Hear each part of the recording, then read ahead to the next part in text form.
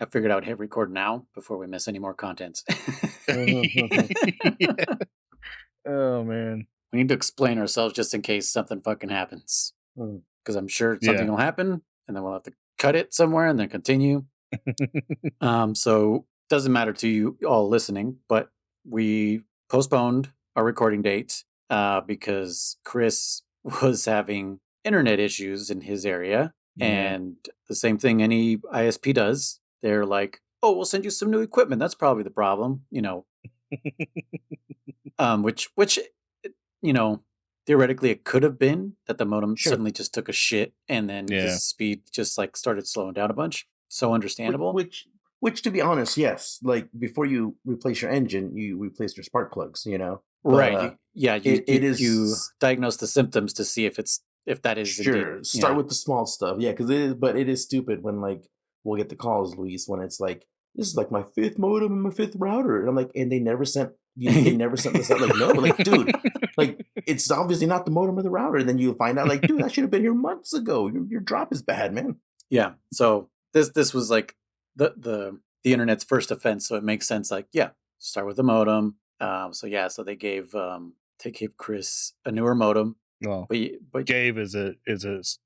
the term I would use. Right. His ISP sold it to me. Yeah, his ISP fucking charges rent. Yeah.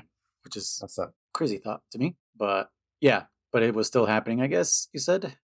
Yeah, so when I first hooked it up, when I brought it back, there was no internet at all. Which with my modem, there was still internet, just ridiculously slow. And I was paying for 1,000 gig. I was paying for 1 gig internet, and I was getting like in the tens of megabits per second. 1,000 So gigs. that's what I mean by slow. Yeah, I know. I was like, 1,000 gigs. Yeah. God damn, I wouldn't mind if they were forcing me to rent a fucking modem if they were giving me 1,000 gigs for a terabyte. Right? I'd pay $50 a month for that. Yeah, jeez. What the hell would you do with that speed? What do you do with the terabyte? Yeah, it loads. I mean, shit already loads instantly. How much more instantly will it load? It would be like Stadia, and it would be what do they call that? Negative latency. Oh yeah, their claim. Remember that? Jesus, Stadia. No, well, as I said, did you know what that was, German? I know a Stadia. Yeah, I don't remember all of the details, but it was basically it was what PlayStation Now is. Mm-hmm. And Xbox xCloud, yeah, that thing died. It died, right? It's gone, right? Oh, it died. It didn't even get started. But their craziest thing that they claimed was negative latency. So the game just played itself. That's what Chris needs, man. He just turns on the game and it plays itself. He's like, yeah, they'll beat it. You won. Would you like New Game Plus? I know, right? That's just what it says. No, but yeah, like I said, even if you have a terabyte, speeds, you're still subject to your host server, so it's like, you can download faster theoretically. Doesn't matter if the site you're downloading from only supports 100 megabits, then you're still only downloading at 100 megabits. Which I had a hard time explaining to gamers before like the Sony and the Microsoft servers went beyond like 150, because they would only cap out like a 150 or 170. Oh, only about like 4 years ago it was pretty low, and but yeah, only like about 4 years ago I have to explain to kids pretty much that they're like, well, I'm paying for 400, which was like ultra back then. Oh yeah, the ultra tier, and I was like, yeah, but you're doing a speed test on a PlayStation, and their servers cap out at like 170. I'm like, do a test on your phone. Like your phone should probably do way more than that. And yeah, like, and they're like, but I'm hardline to the. I'm like, dude, like I don't. Yeah, no, I know we get it, and I know we were part of that problem many years ago too. Like I said, I've been to people that have like fucking God knows iPhone 5s or something. They're like, oh, I don't get fat. It's a fucking 5, dude. I don't even think that shit has a fucking 5 gigahertz fucking antenna on it. Like you're capped off at your 2.4 gigahertz, or whatever, or megahertz, whatever the hell it is. But technology, and like I said, and it's about the Wi-Fi card that's in it too. That's what I'm saying. That's what I'm trying to say. Is like, we brought the concept again. It's like, so big deal if you got a fire hydrant that can push out 1 billion gallons of water if you're still using a garden hose. That's the same thing, Yeah. you need both. You need high pressure and a device that can handle it. So likewise, what's the point of having a fireman hose if you're hooked up to a garden hose? You ain't gonna get any pressure out of it, you know. That's so funny. You I need both. use plumbing as Uh-huh. a analogy so much with Yeah. customers. You know, when I tell them about like noise and leakage and stuff, I'm like, imagine water. All right, like imagine like literally a pipe sprung a leak. Like that is what like you know those noise jobs where they're like, well, what do you mean? Like, did somebody complain? And I'm like, no, Yeah, not yeah. audio noise, like signal noise. Like, Yeah. you know, I'm Well, like, it is imagine you audio have a noise. It's just in the right. We can't hear. what is Yeah, it? we can't We hear can't it. hear it. It's in the megahertz or whatever, you know. Yeah, Yeah, it's in the FM band and shit. But yeah, I have to like tell them like, imagine you sprung a leak and your shit is flooding the neighborhood. Like that's literally what's happening with your signal. So I have to go find whatever the hell that is and fix it because you're fucking up everyone's internet. And it's not your fault. It's just, you know, things get corroded, things get, you know, fucking squirrels chew on cables and all this other bullshit. You know, there's splitters that have been left for how many years, and now you only have a modem and you don't need all these splitters for multiple TV boxes. You know, just a little inside baseball for all y'all listening. If your internet's shitty, go find all those splitters because I'm sure you have them out there and look at your cabling. It's weird to even think about it because before I worked for our company, I never ever looked at any cables or even knew where they were going or where they came from. But afterwards, I noticed every single cable. Like I was like, oh yeah. whoa. You're driving down the street. You're like, oh yeah, that building sucks. Dude, when I went to Mexico, instantly, like I mean, those cables are insane. Did I post those? I don't remember if I posted You those. showed a couple of them, yeah. Oh, did whoa. And 6 years ago, before I worked for the company, I didn't notice those cables, but they were there. I just didn't notice them. Well, not just that, but in all fairness, like for me at least, like I just didn't know what the fuck was hot or not. So I'm like, I ain't touching anything. I'm not dying, Is this electrical? Yeah, exactly. Yeah. Now you're grabbing shit. The customer's like, is that? Are you okay? I'm like, oh, this is phone. Don't worry about it. You know, like this is dish. Don't worry about it. You know. Like, yeah. I'm just grabbing everything. Which they still could carry electricity, but you know. That's right. We have FVTs and we use them every single time, don't we, German? Ricky, yes, sir. Our foreign voltage detectors. We use those so that we don't get electrocuted. That there was a I'm winking at German because there was a moment where I may have almost killed German and myself. Oh, nice. But we're okay. Yeah, that was fun. Nothing but again, crazy. that had nothing to do with FVD. It wouldn't have protected us, would it have? It was the short from removing the plug. That's what at the moment there was nothing going through there. So right, but I didn't make sure you weren't touching cable. Something. Yeah. Anyway, so Chris he has better internet. Supposedly, they put him in like outage status, which is kind of weird. We don't do that. Basically telling him that they're working on the problem. That there's a problem in not exactly the neighborhood. I guess it's the building that Chris lives in that is jacked up. So yeah, I guess they got to probably fix that tap or whatever the amplifier is feeding that whole building. So what's weird though is the day that they came to work on that, the day that the technician came, Sunday? Yesterday actually, yeah. He told me, oh, we're gonna work on it as soon as we can. He says we don't know when. He says maybe an hour, maybe a little longer, but we're hoping to have it done today. So it's like, okay, I'm not in any rush. Just as long as you get it done at some point, I'm fine with that. Whatever. And so I remember the company had emailed me or texted me, and they said, we were working on the problem. We'll let you know when it's finished. And they gave me an ETA of I think it was like 12:30 or something. 12:30 to 12:40 in the afternoon. So I was like, okay, cool. And then like 11:30, I got a text from them saying, oh, the problem's been fixed. Let us know if there's any further issues and we'll, get to work on it or whatever. I was like, okay, cool. It's fixed. And then I went to go test the speed on my modem and it said there's an outage in the area still. And not 10 minutes later, I got another text saying, we noticed there's an outage in your area. We're going to go to get it fixed as soon as we can. And this time they didn't give an ETA. They have yet to text me again saying it's fixed. So I don't know what to believe anymore. Don't believe those automated messages. They're automated, basically. Yeah. The system, the system detects something and it sends a message to everybody. So, to everybody in whatever area. Yeah. I got a $5 credit for yesterday. Yeah. I don't know what I'm going to get for this one, if anything, but I can't test my internet speed on the I have Xfinity and they gave me that X-Fi or whatever.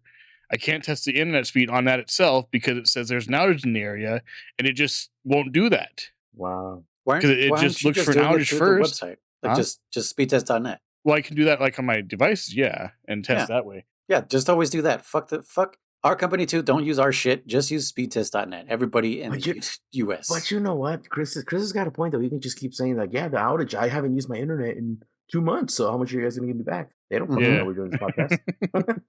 You can just say the system says outage, and I waited until you guys quote unquote fixed it. Yeah. Let's see. Yeah. Right now, I'm doing a test on my PC, which is hardwired in, by the way. We are at about around 930, just below 940, 939 as my download speed. I have 1200, and I understand that it fluctuates and that I'm not going to get a perfect signal to my PC because there's other devices using the internet as well. But yeah, it just like on my device itself through the app, it will not let me test this internet speed at all. So wait, you said you're paying for 1200? 1200, yeah. I'm getting 939 right now. I think that modem he has, German, is not rated for actual gig. Probably not. It's probably like one of our 940 3.1s. We have 2 different modems. When the gig started for us, they maxed out at 940, and then I think it was maybe the year you started, German, or maybe the year after, they started coming out with new 3.1s. That do 2.5 gigs. Which is the one I was going to get that I'm going to buy for myself. Yes, that will pay for itself in 8 months. Yeah, so if you get that one for yourself, then you for sure will get the 1.2 gigs up and down probably. Okay, but yeah, I feel like the one they gave you is maxed out at 940. That's just like the nature of the beast, or that's what they had in the factory or whatever. Then why would they sell me 1200 megabyte internet if it maxed out at 940? Because they can. Because also the companies always guarantee 70%, speed basically. Like that's what our company does. I don't know what Xfinity guarantees or whatever. Okay, I don't think they have any guarantee actually. I think they on their thing they says they don't guarantee speed at all. So yeah. Either way, like we said, what the fuck are you gonna do with 1200 gig or 1200? Well, I was gonna say on top of that too. Let's just pretend that you do have the right modem and everything. There could be a signal issue that is limiting your speeds too. So you could have all the right equipment, but his ICUs could be not on 9, it could be on 10, which would drop you down right there. Yeah, and if it keeps like pegging the same speed, it might be something at the head end, because I've had those issues like in the same month. It was like 3 or 4 months ago. 2 different areas. The up speed was fine, but the download speed was all wonky. Okay. And we tested it out of the amp, and we're like, oh, this is a ISP issue. Like this is at the head end. So we had to escalate to them, and that's how they fixed it. But that was another thing I noticed with the weird super slow internet is my up speed was just the same. It was just fine. Yep. I was getting anywhere between like 25 and 40 up, but I got as low as like 7 down at one point, and I was like, no, that's not acceptable. Not when I'm paying for 1,000. No, at that point it was 1,200 actually. They'd already upgraded me. Yeah. So yeah, that's our long-winded way of saying shit might go bad as we record this. Yeah. And at some point it might be like, hey, I was just talking to you 2 minutes ago, but it might be a week later. Who knows? Like how they film movies. Yep. But yeah, how's everyone's week? Yeah. Overall, it is what it is. I will report. I did just watch Red 1 actually, and it was on Amazon. I'm sorry. No, it was actually good. No, wait. It was actually good. There's no way that was a good movie. I swear it was much better than I thought it was going to be. Oh, okay. That's different. Better than I thought it was going to be is not necessarily good. Okay. That's what a lot of people said. Like, especially this podcast that I listened to, they were like, we went into this movie like wanting to hate this, and we were like, okay, yeah, it was better. It was as bad as we thought it was going to be. Basically. So for me, it's still better than that. So it's better than not as bad as I thought it was going to be. I would rank it as close to like being like. Actually, I would rank it as watchable. I would rank it as watch it.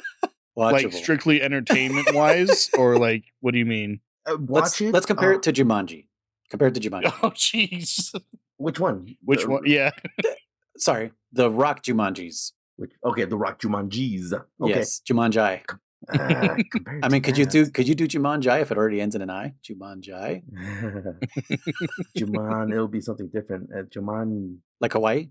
Who? Jumanji. Jumanji. Jumanjis. Jumanjis. There we go. Yeah. Jumongis. Jumongis. We found it. We found the word. Compared to those, I mean, again, I thought those ones were fine. Again, I wouldn't ever rewatch them. Would you rewatch this movie? Would I rewatch this movie?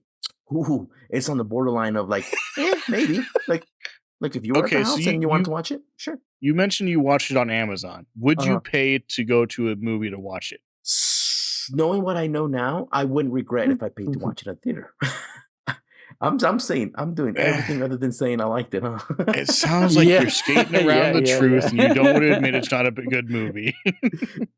Because so my wife wanted to watch it in the theaters originally, and I was like, I didn't want to watch it. I was like, I don't want to watch this fucking movie. So I kind of kept saying, yeah, next week. That's just kind of how it ended up going. And then I saw that it was like, oh, it's available on Prime 1. And then we got home, and we're about to eat dinner. She's like, hey, I'm gonna put a movie on. Okay, I'm like, okay. I literally spaced it, and the second like she plays it, I see it's like Jingle Bell Christmas themed, and I'm like, oh, and she's like, you know what movie it is? Like, yes, fucking Red One. And she's like, I've been wanting to watch it forever. I'm like, I know you have, and I liked it. Like, I guess I can say it. I liked it, but it wasn't as corny as I thought it was going to be. But you still haven't said it's a good movie. Yeah, you're skating around saying you don't like it is what it sounds like you're saying. Because when you answered if you would go see the movie theater, you said you wouldn't regret it. I wouldn't regret it. So, but that doesn't mean you like it. No, I did officially say I like it. So I liked it. I had fun. I would say it's a good movie on the very bottom of the list. You keep explaining yourself though. That's why I don't believe you. Because you're trying to justify it. You know why? I am trying to justify it, and not because of the movie, because of The Rock. I don't know why I recently just don't like The Rock anymore. I'm just tired. There's a lot of reasons. We're fucking burnt down on him. He's an asshole. That's what it is. So I didn't want to watch this movie to support him. Yeah. But I liked the movie. It was pretty funny, actually. It was pretty damn good. So you liked the movie, just not The Rock in it. His acting was fine in the movie. I'm just tired of The Rock. He plays himself. Yeah. Every time. Every movie. Which is this overconfident, overly charismatic. Badass, yeah. You can only punch me as many times as I punch you. He does like a weird, he's like a weird Jason Stamos. What's his name? Stamos kind of vibe without being Jason Stamos. Wait. Jason Statham or or are you saying? Damn it! John Stamos. John Stamos. I don't know which one's which. Not Jason Statham is the one you're talking about. But John Stamos is actually charismatic. Yeah, the guy from Full House. No, not him. Okay, so Jason Statham, the British. That one. That one. I'm still really confused that he's an action star because I first saw him in the movie Snatch, where he's not an action star. Have you ever seen Snatch? I probably have, but I don't remember it. It's fucking awesome. It's like Brad Pitt, Benicio del Toro, fucking Jason Statham. It's all British. Like it's kind of like Pulp Fiction, but in London. You know what I mean? Okay. Like everything's familiar. I'm pretty sure I've seen it. Yeah, it's a really dark. It's a dark comedy. And it's fucking hilarious. But anyways, that's how I always pictured him. So when he started doing action stuff, I was like, no. Who the fuck is this guy? Yeah. Like he's not believable as an action guy to me. Yeah. I mean, the most action to me that I think he could have done was when he did the movies Crank's Eye. I was going to say Crank. Yes. Cranksies. He's almost like Cranksies. He is. I almost consider him like a odd discount Bruce Willis if you really think about it. Yes. Absolutely. He's good, but he's it's almost like they're trying to make him into a Bruce Willis by giving him like little one-liners and he's like this. His receding hairline is very much like fucking Bruce Willis. Yeah. Like you could totally hear him say like, "Keep the change, you filthy animal." You know, just little one-liners that you're like, I guess it was cool, but like, yeah, exactly. Oh man. The first time I watched the 4TV air of Die Hard 2, I was so disappointed. The part where he's like flying off and the airplane explodes. Do you know what he says? in the 4TV version of the movie because they had to No. censor it. Mm. He says, "Yippee-ki-yay, Mr. Falcon." I was like, you just ruined the whole freaking series for me. Mr. Falcon. Yeah, because that was the guy's like code name or whatever, the enemy. And yeah, as he's flying away in the airplane at the end, it explodes and everything. Yippee-ki-yay, Mr. Falcon. And it's like totally overdubbed. And I was like, no, this is not Die Hard. This is not my Die Hard. No, isn't there Yippee-ki-yay on the first one, not the second one, right? Yeah, but I think he says it in the second one also, right? Does he? He says it in all the movies, I'm pretty sure. Does he really? Huh. I think so. But yeah, I know he says it in Live Free or Die Hard because that really I don't like that movie. That movie was bad. Yeah, that it was one too many. Yeah. And what's funny is like I know everyone loves like Die Hard with a Vengeance. Yeah. But it doesn't I don't know. You don't like it too much? I don't really like it that much, no. I love the first one so much. Are you going to try to justify it? I like the first one the best, but I do like With the Vengeance. I do what's the word? I do appreciate that people like the third one a lot. You know, it's got Sam Jackson. It's a revenge thing because of Hans Gruber from the first one. It's his brother, whatever. But I don't know. Like the whole it's different. Yeah, the greatest thing about the first one is like it's contained in like this one building. Yeah. And Die Hard with a Vengeance is like everywhere, all over town and stuff. Not just that, but Die Hard with the Vengeance, it's also, if you will, quote unquote, like he's working with Samuel L. Jackson, and is he working with police too or some shit like that? Versus on this one, he is Solid Snake. We've compared that before. He's by himself. No, the cops don't fucking believe him. He calls in. He's like, "We got an emergency," and they're like, "Sir, this is 911." We're like, "I fucking know who I'm calling, bitch! Like, send the fucking troops," you know.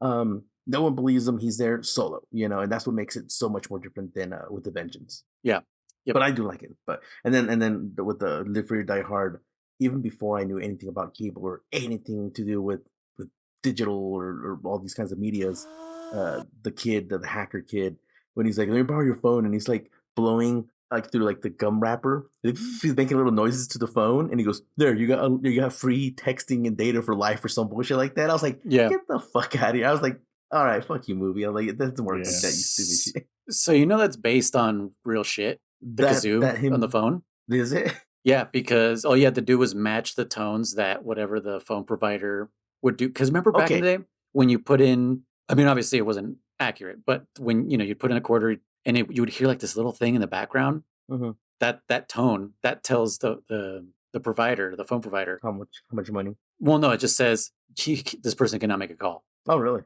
Yeah. So that's and that was one of the first ways that what's his face? Steve Jobs made money because he met this guy that he called himself Captain Crunch because he used the little kazoos from inside the Captain Crunch cereals to bypass like SPC or whoever the fuck it was at the time, Pac Bell maybe. And then they made a little right. That's back in the day. But then they made this little device called the Blue Box that actually had the buttons, and then instead of using the kazoo, they would use that, and they would fucking make as many phone calls as they ever wanted. Really? So it is based on true shit, but landlines though, right? Or was it not? Yes, only landlines. No, exactly. It doesn't work on cell phones now. And do you know who that hacker kid is? I don't know his name, but he did the iMac commercials and other stuff, right? Yeah, it's Justin Long. Justin Long. Yeah, he Jeepers Creepers. Okay, that guy. But also there's another hacker guy in that movie. Remember they go to the basement. There's another hacker guy. No, I don't remember too much. Who is it? Oh, it's Kevin Smith. Otacon. Kevin Smith. Yeah. Are you a hacker? Kevin Smith is the director of Clerks, Mallrats, Dogma, Jay and Silent Bob. He's Silent Bob. Yeah. But yeah, I remember when I saw him bust in there, I was like, "Huh? Is that fucking Silent Bob?" I was like, "The fuck?" But yeah. So yeah, like I said, I just watched Red One and worked. That's all I do. That's all I do now. Watch Red One. That's all I do. That's all I just watch it over and over again. He's like, I'm not even enjoying it at this point. It's just become part of my life. It's just become yeah. I wanted to make my life a little bit not worse, but kind of like I don't know if I like it or not. So yeah, Red One. I'm gonna watch it until I like it or hate it. One or the other. Oh shit. Well, we know Chris's week. It was mostly dealing with the fucking internet. Anything else besides the internet? Not really. I mean, today I was real productive. I was telling Jeremy before you got on. I think today I was probably more productive than I have been the last week. I did a bunch of laundry, did some errands, got some editing done on some clips and stuff, did some uploading and everything. And so, yeah. Okay. It was a productive day. I didn't get to replay the game like we had talked about yesterday. Me possibly doing for a refresher, but I think I remember everything fairly well, which means I probably won't. But what's new? Yeah. Okay. Okay. What about you? Yeah, noise. Everything okay? Trying to think of what the hell happened this week. I know what happened. You fucking got to your first job 3 hours, 4 hours later just to do an Ethernet port. Oh yeah, that's right. I forgot about that. Yeah. So for those in Discord, they saw literally. Yeah. So they sent me to the lake.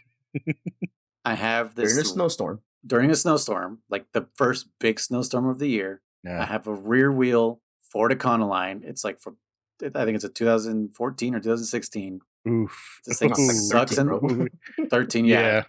Looks like a fucking piece of shit. They gave me chains for it. They didn't fit. Oh, nice. Yeah.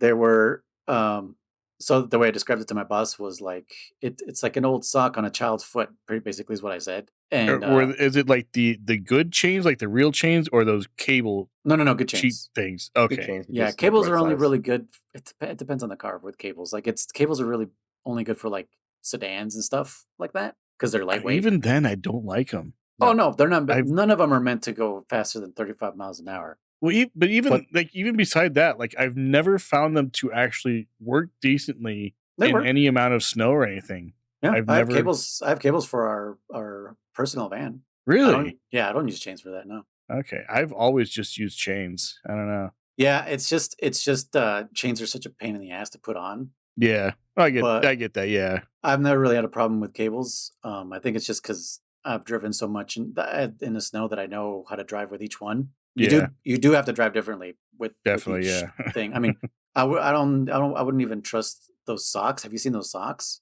I have.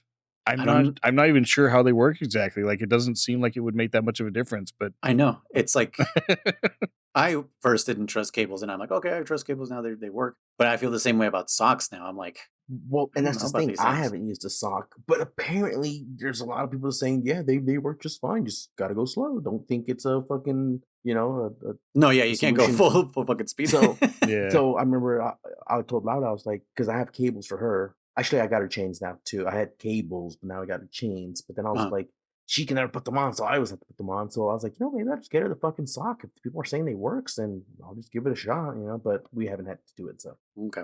Yeah, I saw a video recently of people testing different like methods of getting out stuck or getting out of snow or whatever. Mm-hmm. And the sock one was apparently one of the best. And I was like, that's I so see it working, but it doesn't make sense. That is so weird. Yeah. But yeah, so you had those noise and they wouldn't fit, so you had to go to the shop. So I had to go to the shop. And they moved me into a 4x4 F-150, which is what I fucking requested they put me into like ages ago. Yeah, because they took away my all-wheel drive van, and I'm like, dude, fucking don't send me up there with this other van. And first storm of the year, it's the first thing they do, and I'm like, are you fucking in that van? Yeah. In this fucking piece of shit. So so I went in the 4x4. My first job that was assigned to me was a 9 to 10. Wasn't going to make it. And I'm glad I didn't because it was a fucking four Zumo to install 4 Zumos. And German, I told you I don't install Zumos. I was gonna say, and you don't do Zumos. I don't do Zumos. And it turns out that the person wanted 5, and I was like, oh my god, I'm so glad I did not get that job. But I ended up getting up there at 12 for some jackass who put the goddamn Ethernet port into the wrong. From the modem to the router into the wrong port, and it was 2 seconds. Literally, be like, "There's your power." Yep. And, Now I'm curious, and if you don't want to share this because I don't know about like customer confidentiality or whatever. How did they feel when they found out that was all it took to fix it? Like, were they embarrassed? Were they like, "Oh, I'm not tech person anyway, so whatever"? Like, well, he was a dude like a little bit younger than me. Okay. Maybe like Jesse's age, so like in his 30s. He looked fucking high, bro. Like I don't think this fool fucking cared. So he doesn't even know what happened then. Okay. Yeah, but he was just he fixed it, bro. Yeah, but he was just like oh, that was it. Like that was dumb. I'm like, yeah. I'm like, don't worry about it though. It's fine. I totally didn't almost die. You're getting up here fucking for your stupid thing. And yeah, that's the only fucking job I had all day. Yeah, that was great. I assume you drove up Kingsbury? Yes, I was gonna do Carson, but the truck Kingsbury's fine. Yeah, and I think I was closer anyways going up Kingsbury. So Kingsbury's fine for him. Other drivers maybe not, but yeah, that's the concern. The concern is not me driving through Kingsbury; it's other people. Because Well, those corners, that some of them are like people are taking it way too fast. Like, what the hell is your problem? What do you think is going to happen? You're on ice. Yeah, like you're not part of like our like the Facebook groups of Tahoe and stuff, but there's a video that resurfaced this year from last year that where Fox and the Hound is, Turbin? Fucking people just sliding down that hill, just like one after another, sliding into each other. People are just like out of their cars, out of the way. Just the sheriff's just there watching because he's just like, what am I supposed to do? He's just watching one car after another come in and slam into each other's fucking. That's one thing I don't understand those situations. Why people get out of their cars. Like like inside your car, you're mostly protected. Well, they had to because they literally had to get out of the way because if another car comes and starts hitting their car while they're in it, the sheriff told them to get out. They're like, get out and come over here where it's safe. Like move away from the thing. Really? Yeah, move away, but not get out and like fucking hang out in the fucking area. Don't hang out on the street. He moved them away from there because it's just I've seen videos of people who get out of their car and they're just hanging out like outside. And they're like, get inside your car. Like you're safer in your car than you are if the car, if someone else hits your car and then your car hits you. That's not a good situation to be in. Like you said, people get out and they're looking at their bumper like, oh my God, like, dude, get the fuck out of the way or stay in your car. Like, don't be, don't worry about that right now. I love the ones where they're like, the wheels are clearly locked up and they're like, stop. Like, bitch, like, she's not driving, it's sliding. It's like, bam. And here goes another one, stop. I'm like, lady, the wheels are locked up. Like, they ain't no stopping. Yeah. Not just lady, guy, whoever's shouting. Yeah, sorry, I said lady because the one I'm thinking in my head is a woman. Stop. They, them, if you will. They, them, yeah. But I think it's funny because you're like, there ain't no stopping, man. You like said either stay in your car or get the fuck out of the way, but there ain't no stopping. Yep. And then the other thing is, I mentioned this in our other podcast, but Jesse watched the Fly movie, blew her mind. And then this week, we watched The Fly 2. I didn't know there was a second one. Yeah, I mentioned that. I think I mentioned that in the last, not in the last episode, but in the other podcast too. Yeah, because remember at the end, it's like Jesse was like, "But did she get the abortion because she's pregnant, right, with Jeff Goldblum's baby?"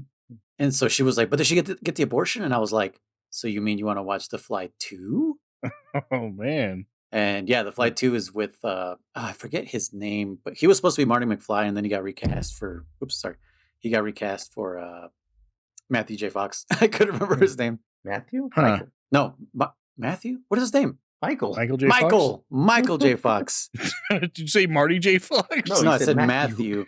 Oh, okay. It's because there's a Matthew Fox. Oh, okay. Lost. Jamie Fox too. There's a Jamie Fox. Well, his real name is Eric Bishop. Is it? Oh, okay. But we watched The Fly 2, and she's like, the first one was better. I'm like, I know. The second one is.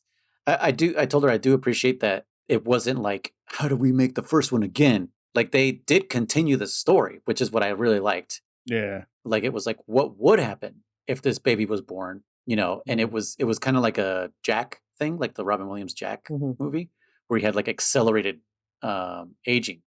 Okay, yeah. So yeah, it was. If you guys have never seen The Fly 2 and you guys like The Fly 1, just watch The Fly 2. It's not terrible, but it's definitely. It's not terrible, huh? Yeah. Now you'll make him shivering, Chris. I like it. I was about to say something German. Objectively, it's a bad movie. According to everybody else. Me, I loved it as a kid, and I watched it, and it has fucking problems. But objectively, it's not good. It's not as good as the fucking Fly one. Okay. Hey, man, I can admit, all right, it's not. No, is it objectively? No, and objectively, Red One was. It's a good better. Movie. I've never seen Red One, and it's better than Red One because The Rock's not in it. I think it was you, Noise, that was telling me, probably when we were doing our movie reviews, that The Rock. Is it true that he has those like contracts now that he has to be the good guy and he has to win and all that kind of stuff every time. Yeah. In all the movies he's in. Well, the one thing I do know is that I did kind of mention it a little bit earlier, but if he's in like in a fist fight, he can't lose, and the other person has the same kind of contract. Like they can't lose either. So that's why those Fast and Furious movies are like no one wins. No one ever wins. Yeah. They always get just like stalemate. Yeah, it's a stalemate. Thank you. I couldn't think of the word. Yeah, something always will come up to interrupt the fight. Like, we'll finish this next time. Bad. And then, yeah. See, I'll be in the hospital for the whole movie, and then at the end, I'll be like, I'll break the cast. Yeah, that was. What was that? It doesn't take much to break a cast, especially if you smash it up against a hard object. You're gonna break it along with your arm inside. Anyway, yeah. Anyway, so now let's talk about Rush Hour because we're on movies. No, just kidding. Yeah. Well, I was actually going to segue to our sponsor, Rush Hour. Oh, I thought Chris was gonna laugh at that one. Sorry, I missed that. I got the reference. I just didn't click. Sorry. Well, I was going to use the rapidly aging part of The Fly 2 to segue into MGS4. But don't take my word for it. Dun, dun. Yeah. NordVPN. It's the best VPN in the whole fucking world. All right. So last we left off, it was the mission briefing. Mm-hmm. So you were sent to South America because Sonny is a fucking 4D chess playing nerd who, by the way, one of our Instagram fans, Vault, MGS Vault, is that what his name? Metal Gear Vault. He appreciated the fact that I brought up the movie Contact, because I was like, they sent the message, and he what's the word? Clarified for me about the whole Hitler broadcast. So it wasn't that it got sent into space, but it was a broadcast that was strong enough to reach outer space. Oh, okay. So it was like the first one that did that, along with other things like I Love Lucy. So and that all that makes other sense. shit. Like, why would it be the first one broadcasted into space on purpose? No, it was right, because we were like, there's no fucking satellites out there. Yeah. Like, why the fuck were they doing that? Yeah. So it was just it was strong enough to reach outer space, and so that and like other TV shows and shit are just floating out in space, and someday somebody, however many years later, is going to get all this shit, and they're going to be like, where is this coming from? Why is this man so angry?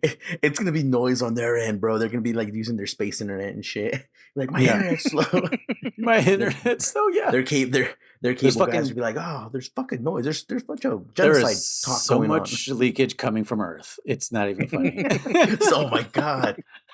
Do you imagine how much leakage is coming from we're planet? Yeah, like we might be rivaling the sun's radiation by now, like with all the so much RF and FM shit that we're throwing out into space, along with all our pollution that we have just orbiting around Earth. Anyway, yes. So Chris, your character, Old Snake, showed you that you can do the worm, even though you already know how to do it. That's a little cutscene at the beginning. He's just doing the worm next to a snake, or is he doing the snake next to a worm? Unknown. Chris spent some time in that barn area. I did. Hours, one might say. Really, I missed all that. Hours, dude. German. He it's just the beginning part, right? Where the guys are like held hostage. Well, yeah. Well, we're skipping over the whole Vamp is there and Octopus. They don't show that yet. Yeah, they do. Do they show Vamp right away? I know they show Octopus. Yeah, Vamp. Do they show Vamp right away? Yes, sir. Because I remember them showing Vamp. I thought it was later on, though. No. Okay. Maybe so you're right. Immediately, Snake is looking into it, into the compound with his solid eye, zooming in, and then this. Oh wait, sorry, I forgot something. Now that we've started. Yeah, that's mine. That's mine. No, yeah, you see all of a sudden this in the background this baggage thing come alive, and it's Octopus, and Octopus is slaughtering decoy these rebels. Yeah. No, not decoy, not slaughtering. I'm still convinced it's decoy Octopus. I don't care what you guys say. I did hear you say that, but no, he starts killing a bunch of mercenaries and shit like that, and Vamp comes out of one of the rooms next to her, and then he's like, enough or some shit. And she's not listening, and so he throws a blade at her. Yes. And then and that's when she has like solid Old Snake's face. right? Right. Chris, Yeah. you remember seeing that? Yeah. Chris was like, "What the fuck?" Yeah. I'm glad Chris was a little confused on that. I missed it, but yeah. And then she goes, "Remember this face? It's the face that killed your comrades." And then she lets him go. And then Vamp gets in the truck or the vehicle, whatever the fuck it is, and they bounce from there. That's when you start controlling Snake. So okay, yes. yeah. For some reason, I do remember the octopus. Well, she threw the thing back at him too. She throws it back at him. Yeah, he catches it because of course he's Vamp, you know. But so, what did you think? Vamp is there, right? Well, I remember during the trailer, I think it was we were watching, and there was a guy I saw, and I was like, "Is that Vamp?" And I was like, "No, it can't be. No way." Okay. But in the back of my mind, I was like, maybe, because it wouldn't be the craziest thing to bring him back, you know. No. Well, that's funny. We didn't address that in the trailer. I think we were so focused on Raiden, that we were like, we didn't even mention Vamp. Yeah, but I think I said at the time like Vamp or something like that, just real quick, and I didn't like. But you were like, nah. Yeah. It was like one of those things where I was like, no, but maybe, you know. But here's the funny part, Chris, is that back in the ending of MGS2, me and Noise, we mentioned that Vamp can be seen in the background at the cutscene where Snake is talking to Raiden and he gives him his dog tags. And Noise is like, and Vamp's in the background, bro, or something like that. And I was like, is he? And you're like, no, he is. I'm like, I don't know, is he? Like, we don't fucking know, Noise. We don't know. You're like, no, he's there. I'm like, Noise, I know he's there, but is he? Like, is he? Question mark. Your SOP failed, is what you're saying. Yes, exactly. Yeah. Well, it was Metal Gear 2, wasn't around yet. Oh yeah, that's right. Yeah. No, but yeah, so you see Vamp. Well, our codecs weren't working, basically, because he should have been talking to me with his mind, but it wasn't working. I messed up. I was at doing the speed of whatever. Signal noise. There was highest in our signal to noise ratio. But no, so freaking so you see Vamp, so he's there. He looks a little different, but he's there. And Octopus, interesting. He's very like you could see like his ribs and shit. Yeah, like he's muscular, but you could see his ribs. You know what I mean? It's weird. I don't like that he doesn't have his little theme. I do like Vamp's theme from Metal Gear Solid 2. I don't remember. I remember you mentioned it when we were on Metal Gear Solid 2, but I cannot remember for the life of me what it sounds like. Let me see if I can. It's just like if you look Google, it's just some little like almost like a not piano, violin kind of. I don't know. I like it a lot. It's very creepy-esque, which he is creepy. So, but yeah, no, he's there obviously, and so then that's when you get control. So why the hell was Chris stuck there? What happened? What didn't happen? No, I at first I was just kind of like trying to take my time and trying to find different things, because I know by now that there's a lot of hidden stuff and little not trophies, Easter eggs, like little hidden gadgets and equipment and stuff like that. So I was taking my time looking around, obviously getting caught, you know, and so I'd go hide again and try to look for stuff again, get caught again, that whole, you know, circle of life. And then I sent out, I was like, oh yeah, I have the Mark II. So I sent that out and then learned that it has a certain range you have to keep it in. Oh yeah. So that's fun. And then there was one point where I realized that it was also battery powered. And I was like, oh crap, the battery's running low. And I couldn't figure out how to find myself again because it was so dark. And I don't know if the Mark II has a flashlight or anything to see like that on it, like night vision or whatever. So it took me, and by the time I found myself, like the battery was just about dead, but I was able to get it back and everything. Well, I think if it dies when you're out there, you just go right back to Snake, but I don't know. Oh, okay. So the trick to that is just unequip him. Oh, yeah, just unequip the Mark II and he comes back to you. Did you notice what he's controlling it with, Chris? Oh yeah, I forgot. I didn't see because it was dark. Oh, okay. I'm assuming it's a PS3 controller. Yes, sir. Yes, it is. Yeah, it's pretty cool. You're just holding PS3 controller. It would make more sense if it was a Vita, because then it would have a screen, so you can see the screen. That's true. Yeah, that's a missed opportunity, Kojima. By the way, you can shock yourself. Did you try shocking soldiers or anything like that, or you just goofed around? You didn't really do much with it. With the Mark II? Yeah, I didn't know you could shock people. Yeah, so you can actually use the tentacle. That's what the little tentacle is. Yeah. Okay. You can actually. I was tripping people. Yeah. You can remember how you can push triangle as well to switch to TV remote. There's switches you can do, stuff like that too. Like you can knock on walls with it. You can do a lot. I haven't even. I don't know you can knock on walls. That's crazy. Yeah, you can knock on walls with it. But yeah, I remember like when I was playing it, and I was shocking soldiers like this is cool, and I was like, wait, what happens if I shock myself? And of course, it happens what you think is going to happen. You get shocked and you just drop to the floor. And so I think it's super fun to shock yourself. It might be a trophy. I don't remember, honestly. But yeah, so. Is this the theme? Yeah, that's it. Watch, wait for the violins. I don't know what you want to call it.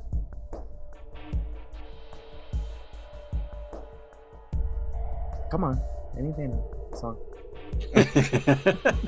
Any Dana song. This is classic. Like, okay, just wait for the drop. Ready? Okay. Yeah. Oh, not yet. Wait, hold on. It's coming up. There. You never realize it's like 50 seconds in because you just. There it is. I guess I never. So cool. Yeah, I never thought of this as like his theme. No, it's his theme. Yeah. It only plays when he's on screen, and he doesn't have it here. That I remember anyway. So I'm sad because I always loved when this theme came on in MGS2. I was like, ooh, Vamp's coming, let's go. Yeah. But yeah, so Chris, did you save any of those guys that were fucking on the ground, or did they all get slaughtered? Let me explain to you what this. Let me explain to you what Chris was doing. Yeah. So the reason he was taking hours is because he kept knocking everybody out. Everybody, German. Even knocking the rebels. Everybody.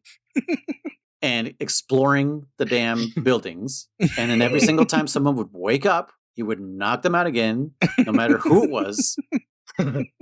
And what's funny is that they didn't notice they didn't determine he was an enemy because he was just tranking. Mm-hmm. And one of them got up and he's got the night vision goggles mode on. And this, Chris he's walking towards him like he's going to trank him. And then the guy kind of like walks by him or whatever. Oh no, they bump into each other. That's what happens. They like rub shoulders. And the guy was like, hey, what was that about? And fucking Chris was like, what do you mean, what's that about? And he fucking turns around and he tranks him too. Again, or he tranks him again. And I'm like, Chris, that's not an enemy. And he's like, what do you mean? They're all enemies. And I was like, oh my God, Chris. I was like, the rebels, dude. Like, they're not on your side, or you're not on their side, but you're pretty much just using them, Listen, the guy challenged me. I had to put him in his place. I think it's hella funny. The guy's like, hey, watch yourself. Bam! You see out of nowhere. You should watch the VOD, German. Just watch the beginning part because it's just I like, want to watch the VOD. God damn. But yeah, because I saw him start and then I think I was working or something and I left and I came back and I'm like, I see we're still at the barn. It's like an hour later. Yeah, because I think you'd ask AJ or someone like, is he still there? Like, yeah. Oh, dude, AJ must have been pulling his hair out. So, by the way, I did some testing at the barns, the easiest place to test it. They don't stay down noise like they do in other games. And the MGS3 or Peace Walker. They will stay down, but the second there is an alert, they do get up. So you can't do that no more. So you can the second there is an alert? Yeah. So as soon as someone else is as soon as you go into alert status. So but they will still stay down as long as you're still sneaky? Yep. As long as you haven't been, I think caution, they might stay still down.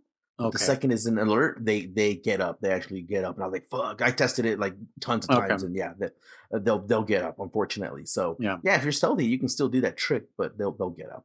Okay.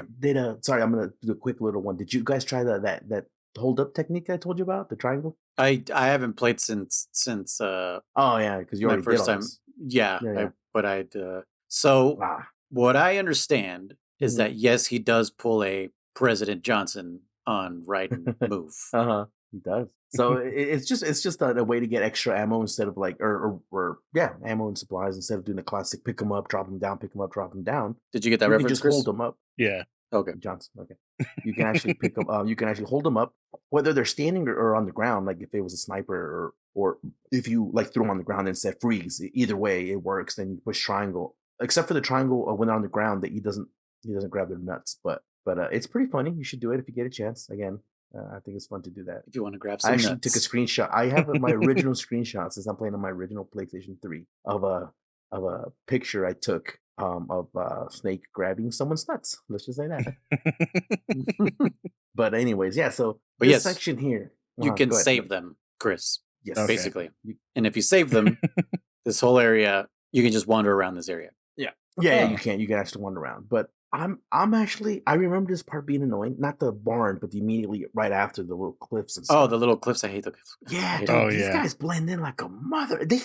Man, I don't. I think it's crazy that we're not in MGS3 anymore, like camouflage. But their fucking suits can, and I mean, you got tall grass, and they blend in pretty damn fucking good. Well, and sometimes I see you from so far away too. Yeah, that too, that Yeah. too. And Like when that threw me off, as because I'd be walking by and I'd see someone like off in the distance, like, oh, there's nobody gonna see me. Hey, what's that? Yep. What? And especially you got your camo index and all that. But I will admit, I'm really trying not to play with the what do you call it?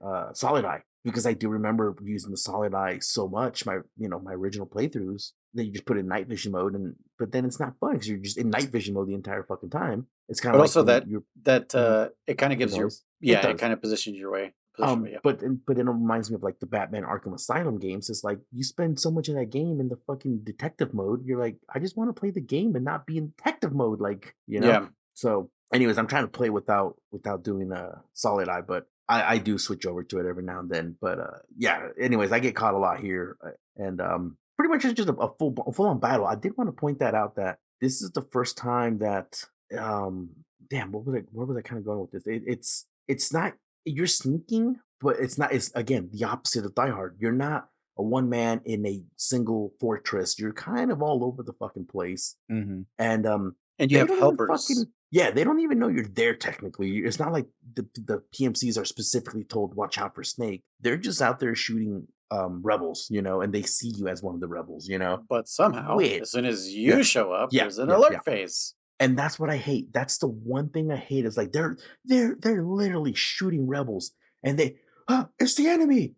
HQ. I hate it. What the fuck? I'm like, what do you mean there's the enemy? You're already fighting enemies, you idiot. Yeah. Again, if they said like HQ, I got eyes on Snake or a prime target, that's different. But I think it's so Speaking dumb. of other dialogue that just insanely rubs me the wrong way. Back me up. Back me up. Oh, those guys get Back shot me up. like crazy. Hey, back me up. Like, no, dude. There's got to be different dialogue. Like, what the fuck? Or like, nice shot. You're pretty good, or whatever they say too. But it's just back me up. Back me up. As soon as you're in a firefight, back me up. I'm like, oh my god. This the narcissism is starting to no, not narcissism. What's the word I'm looking for? The cynicism is starting to surface. Yeah. But no, you know what? Like I also noticed, I remembered that because I'm tranking people. I've already killed a bunch too, because I'm like, I don't care too much about this playthrough. But I do think I remembered I saw something that reminded me of my first playthrough. That yes, let's say you put someone to sleep and a grenade happens to land nearby, then they die. Like, okay, whatever. No, dude, like here, like when you put an enemy soldier to sleep and you kind of clear that section, these motherfuckers, the rebels will walk up to him and just fucking gun him down. And I'm like, yeah, oh yeah, dude, that's pretty rough, or what's the word you want to say? Like brutal, hardcore. It's just yeah, cold-blooded. That soldier was sleeping, and all of a sudden he's sleeping forever. It's like, damn. Yeah, it reminds me of like dropping him in the water. Like, fuck, that sucks, man. Yeah, but yeah. So you sneak around. And then I guess the moment of importance that comes up here is you get a call from an unknown person at first, Chris. All right, once you get past the cliffs. Oh yeah, the Who new calls? Deep Throat. Yeah, huh? Who is not? Well, it's not Deep Throat, but yeah, it's when you Jack. think, the new Deep Throat. Yeah, I guess because he doesn't really like say who he is. Yeah, exactly. But it's so obvious it's who it is, and Snake's like, "Who is this?" It's like, "This is Jack," and like, "Yeah, it is." Like, what the fuck, So he calls you, and then he tells you like, "Watch out! There's like an ambush." I don't know what the fuck he tells you. I'm not gonna lie. Yeah, he says like, "Watch out ahead. There's some, or be careful, or don't go ahead. There's people waiting to kill you or something." Yeah. Yeah. Is this the sniper area? Yes. Yeah, I think so. Or no, it's right before that. Yeah, it's where you first meet up with the. Well, that's what he's warning you about. He's warning you about the sniper area. Yeah. No. So going back real quick, I did catch the point where Chris, I was like, Chris, like, so who the fuck is on your codec? And you didn't fucking realize who the hell? Oh man, the codec, the Colonel's fucking wife, bro. Yeah, this is Rosemary, and Chris didn't bat an eye. No, I missed that part. At but the name, at her voice, nothing. And then I got brought it up. I said it in the chat. I said she's back, and I even put like a rose emoji. And I think you said, "What day is it tomorrow?" People started saying, "What day is it tomorrow?" And and we're like, Chris, none of this ringing. You're like, nope, none's ringing a bell. And then like, I don't know what triggered. He's like, yes, something triggered it. Well, she actually said rose or something. I think or Snake did, yeah. I think so, because Colonel Campbell was like, she was a data analyst in the Big Shell for Jack. Yeah. For writing. I know, man. And I was Chris like, and even then, come on, Chris, it didn't click. I know. And then Snake said something like rose, and I was like, no. Yeah. No, I had a full-on meltdown on stream. Well, because I remember I told you, I was like, call her and shake the controller, and you did it, and you didn't see what we wanted you to see, and then you're still like, what's the big deal? Like, who is she? And we're like, Chris, what do you mean? Who the fuck is she? Like, and that's what I think we realized. What does the controller shake do? I don't know. You didn't notice it either? Oh, you get a fucking full-blown Takoyami effect on her. Takoyami? What is that? Dr. Takoyami and fucking Venus and... Oh, the Figgle Jizzix? Yes, you get what? Jiggles. Yeah. I didn't fucking know that. Yeah, dude. I didn't notice either. What the heck? Yeah, I mean, because she's wearing the black like shirt, so they're hard, but they'll jiggle. They'll jiggle, not like 1-to-1. So it's not like a up down, left right kind of thing. No, imagine like tilting it and like one boob goes up and one boob goes down. Yeah. No, so it's not that It took me a second to realize. I was like, Takoyami, the fuck is Takoyami? But Takoyami. Yeah, acid too. Okay, yeah. But no, like if you like Luis was saying, like you do like soft little shakes on your controller, and they'll jiggle. Wow, so that's crazy. I did not know that was a thing. So there's a reason to call Rose, Chris. Nope. No, I don't care. Nope. There's a reason to call her. Well, there's supposed to be a reason to call her, right? She's supposed to help you with your psyche. Mm-hmm. Yeah. Right? Mm-hmm. It doesn't help me at all whatsoever. My stress level is fucking low. I call her, and also she doesn't give any like real advice as I thought she would. Like she's definitely no Master Miller in Metal Gear Solid or in Metal Gear 2, or giving away life lessons and shit. Yeah. Just absolutely nothing useful. Just I don't know. The most generic psychologist bullshit. Yeah.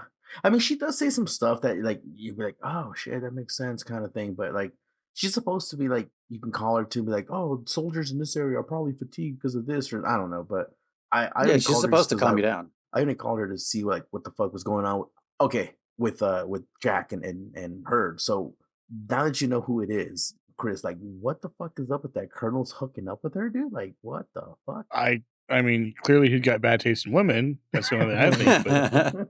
But like as far as like reasoning or like logistics, I guess I don't know. I didn't even think about that. I just hate Rose. So I will tell you what I felt. I actually felt, what do you call it? Thought less of Colonel personally. I felt like it was kind of fucked up. I'm like, what do you mean? Like you just were there and one thing led to another. Like that's kind of fucked up, bro. So you think like he took advantage of her or what? I don't think he took advantage of her. I was pissed at both. At Rose and what's his name, Colonel. Right, because it's kind of like they left fucking riding in the dust. Yeah, well, because even then you like I think you get a second call from him at some point, and you're like, hey man, what about Rose? And he's like, Rose and I are from different worlds. Like, well, he says she's not real. He's like Rose wasn't real. Yeah. Well, no, he knew she was real though because they went to the Empire State Building. So, but he's just pissed at her too. Well, they did. Well, I mean, unless it was a VR or some shit. But nonetheless, exactly. I thought it was kind of bullshit. Does my theory still stand? If Raiden says she wasn't real, yeah. But I think. Well, I think he was mainly meant it wasn't real, as in she was never really in love with him because she was sent there to, profile him or she already had the profile on him or whatever that Chris, this sounds like backpedaling. Like if he, like his like review on Red One, like he did. Yep. Backpedaling. He's like, well, what I actually meant was, no, what he meant by her not being real is that like that love they had wasn't real. Is what I mean. That I didn't get it that way. I took it as like she didn't exist. Yeah. That's what you got. Really? Okay. Yeah. Let us know. Well, because he didn't see if it was a situation where it wasn't real, like she never really loved me, I think there would have been some sort of pain involved with that. He seemed like what are you talking about? I don't know who you're talking about kind of thing. Not because he was bitter or anything. Like he would have been if it was, she just didn't love me, but like she wasn't real. It was all faked. It was staged kind of thing. So that's why I think that there was no pain or bitterness in his voice when he mentioned she's not real. Okay. Yeah. See, I just took it as more of like, because she, as far as I'm concerned, she obviously she is real. She's with Colonel, right? As far as we know, but the date did happen. They went to the Empire State Building. They stayed up all night watching King Kong movies or whatever the fuck they stayed up watching. Unless it's a false memory that was implanted. Yeah. I mean, there's that, of course. But anyways, I'm pissed off. This is me talking present back in 2008. So, like listeners, pull over and let us know what you think. I'm pissed off at Colonel. I think less of him right now. I think less of Rose right now. I'm kind of pissed. I feel bad for Jack. That's me. Well, I originally thought less of Colonel when I found out that he fathered Meryl. Oh, Meryl. That did knock it down a bit for me too. Yeah. I won't lie. I was like, I mean, he had already left a bad taste in my mouth for being such an asshat to Solid Snake at the beginning and fucking lying to him and everything. And supposedly they have this history that I didn't know about at the time. But now that we've played through the first 2 Metal Gear games and, we see that, oh, yeah, they're friends from back then, whatever. Yeah. And then, in Solid 2, he's just an AI. It just kept like going down, down, and down. The only thing that brought it up for me is that he gave me missions to go and tranquilize a couple apes. That brought it up for me. I was like, oh, maybe Campbell isn't such a bad person. He's giving me some fun things to do in the jungle. So then another big important thing that happens here is I got a clip that I got to do for that. I have to do it. I'll do it tonight. No, so we meet Drebin again here. Drebin found his way here, and he gives us some exposition. No, wait. Yeah, you're going far ahead here. No, okay, how far? Well, you did jump a bit, yeah. Yes. What did I jump? You skipped the mansion. Yeah. Drebin doesn't show up until after the until let's see. Yeah. Yeah, because you go through the mansion and then you get past that other part, and that's where Drebin is. I ain't going no mansion. He's right after the electric power plant. Did I not go to? We haven't even talked about the electric power plant. So okay. There ain't no mansion, man. What mansion are you guys talking about? Before you get to Naomi. Anyway, so there's a sniper area, right? There's all that sniper area, and then there's like you got to go through all these trenches and stuff. Like you just completely went past this whole combat area. But yeah, there's there's these trenches and shit, and there's mortars and stuff. I wasn't really paying attention. Chris, how did you do in this area? Because I did all right. I kind of experimented with some of the mortars and stuff. I didn't use the turrets, but I used I used the mortar a couple times. I thought it was cool with the helicopter coming in, the tank and everything. Got to use my what was it? Is it the Stinger? What's it called? Is it an RPG? German no, there's an RPG. There's a bunch. There's RPG 7. There's a Javelin. Oh, your Javelin? Javelin, that's what it was. Yeah, got to play with that, and then I learned valuable information. So thank you, Bacon. I will mention your name. Told me you could buy new ammo. Oh yeah, in the menu. I didn't know that. Yes, because I had shot down. Like I was stupidly using my Javelin to kill people, and so. And then the first helicopter showed up and I shot it down. And then the tank showed up and I shot it down. And then the second helicopter showed up and I was like, oh crap, I'm out of ammo for my Javelin. Like, what do I do? And I was literally going to like just use a regular gun or something or try to run around it or something.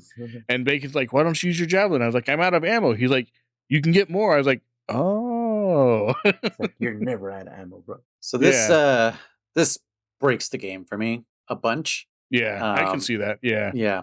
This is another one of those, like, how could Snake be having a full-on codec conversation in the middle of battle? How can Snake get ammo in the middle of battle? Like, I get that he's sending the Mark II to hang out with the monkey and get the ammo and come back, right? But it should at least take a little while, yeah. Yeah, there should be a period of time that you have to wait. It's fucking instantaneous, and it absolutely breaks the game for me. Like, this is another thing I really don't like. Negative point. Well, you know what it reminds me of is like mobile games, and you're playing, and you get to a point where it's like, oh, you're building this building, it's going to take 10 hours, unless you want to do this, and it'll be instant. And it's like, sure, you mean an Ubisoft game.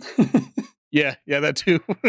Want an experience boost? There you go. Yeah, that's what it feels like to me, and I wonder if it's on purpose. I wonder if it's supposed to make you feel like this is what combat is now in this future, this dystopian future where you can get anything instantaneously as long as you play the game, like the whole nanomachine game of I don't know, but this is outside of the system. This is you talking to Drebin getting ammo. But do the PMCs and the rebels have this same capability? Right? To get stuff on demand. Yeah. Can they also get stuff on demand? Because sometimes they come in forever. These guys, they come in forever. Yeah. They got infinite ammo, and it's like, what the fuck? They never stop coming. Yeah. So I don't know if that's supposed to be on purpose. If it's supposed to make you feel like that, for sure, it made me not want to do that. I like never do that. I don't buy ammo. Either. Yeah. Like I said, I throw people to the ground and I walk away. I try to use the least amount of weapons possible, unless it's like a tank or a helicopter that I really just am annoyed with. But at that point, I grab a mortar or find someone with an RPG. But then the other side of these trenches, that's the electrical building, right? The way you're saying, German? Yeah, the power plant. Okay, yeah, that's the power the plant. trenches. Yeah, that's what I'm saying. But that's where you meet Drebin. Yes, but we didn't talk about this whole thing. You're right. Trenches. You're right. For some reason, I thought it was at the mansion, and then Drebin. No. But yeah. So on the other side of this building, there's Drebin. So go. I mean, I skipped over the mortars, sorry, Chris, you played the mortars. I get it. Javelin, you shot javelin. We forgot to mention now. No, well, because it's just generic combat. Rebels coming in and fucking back me up, cover me, back me up, back me up. Yeah. Help me out. Well, I eventually, because I tried going through the center there, and I just kept dying. So eventually, I found like, you can go around the back, and you can kind of take out some of the PMCs, like unaware. Basically, you catch them off guard. So that's what I started doing. Is I went around that way, and that's when I learned, like, because I was using the mortar at where they have that bunker set up there at the corner of that building. And they had like the turrets and everything.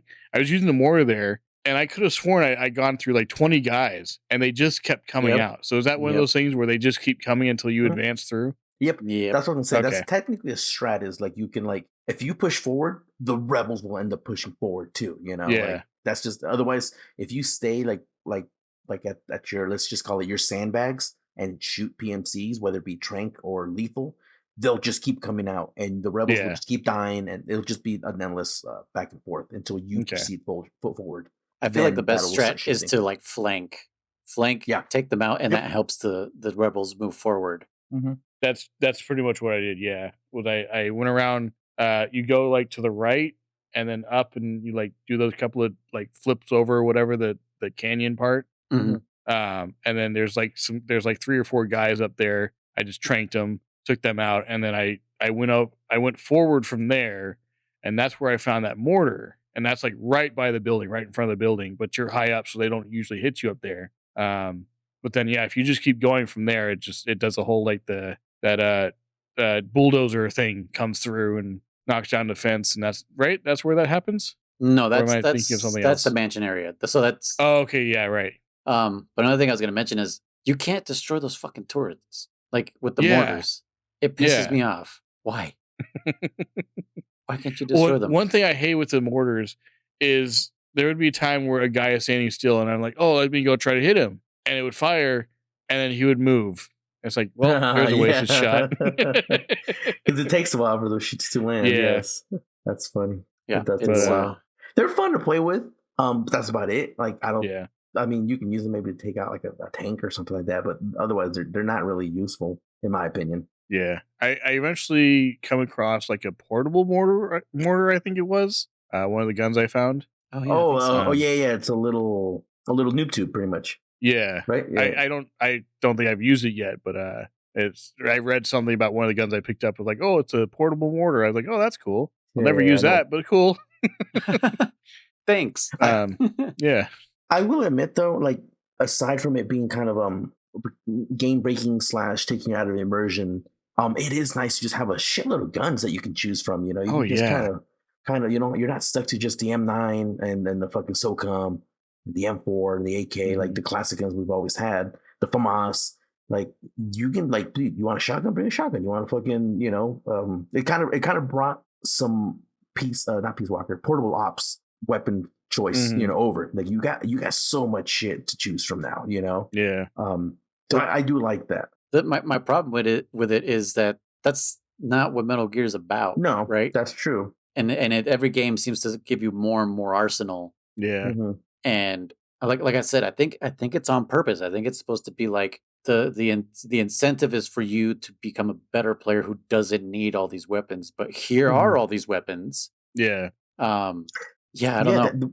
Well, that's what I'm saying. Like, to give the player choice. Maybe it was a way of also, I don't know. It's the fourth entry, so like, who the fuck are they trying to bring over, like a Monster Hunter World kind of concept, where they're like, hey, you might not be big into sneaking, so you don't have to sneak if you don't want to. Here's a shitload of guns you can use, you know? Right. Yeah. There might have been something like that too, you know? I mean, this was 2008. I mean, 2008. For sure, I go. You're saying, like, for sure, that's probably a big turnoff to new players. Like, fuck, I got to sneak. I fucking suck. Like, why can't I just shoot my way through? You know, like, some people just want the story, or they just want to finish the game. You know, like, yeah, that might have been why. But yeah, I was gonna say something about the shooting, the fucking blasting your way through. Yeah, I think it has to do definitely for the time this game was released. It was just maybe Kojima or Konami or the whole team just realized, like, look, people want to shoot guns, people want to, you know, murder what do you call it, digital soldiers. You want to murder triangles. Let's give them that, and then we'll still keep the sneaking in for those who want the sneaking element, you know. And it's the most like shooter looking game too, because it's absolutely, it's these drab colors. You know, that was my complaint about Monster Hunter World. It's like, oh god, they desaturated everything. Yeah, and I think that's another problem too. Is I don't like, as beautiful as this game is, I don't like looking at it just because of the color palette. How muted it is, very muted. Was this also the part where I can't remember if it's here or if it was closer to the mansion or whatever? There's a part where the path, you can go up to the left and there's like a little cave entrance. Do you know what I'm talking about? A cave, like in the mud? No, like there's a little path that goes up to the left, and it's like right in front of the building. It might be before the mansion later on. Yeah. This might be, actually, now that I think about it, I think this was where they used the bulldozer breakthrough. So okay, never mind. Yeah, so we meet Drebin. This, so I don't know if it was last episode or the episode before that. German was mentioning things about about Meryl's speech restriction and Meryl's reaction to Lolly Lule Lo. Did she hear Lolly Lule Lo, or is she not allowed to say the Patriots? And we were thinking about all that kind of stuff, and I was texting German. I was like, I think this comes after. And it does happen in this conversation, but I'm glad it did kind of like make Chris kind of think like, oh, I never even thought of it that way. But yeah, he confirms here that there is speech restriction, because Drebin says, I ain't no Lalelu, I mean, I ain't no Patriot. And so Snake goes, oh, you can say Patriot, so you must be clean or some shit like that. Right. You must, yeah. Now, here's the funny part of the system.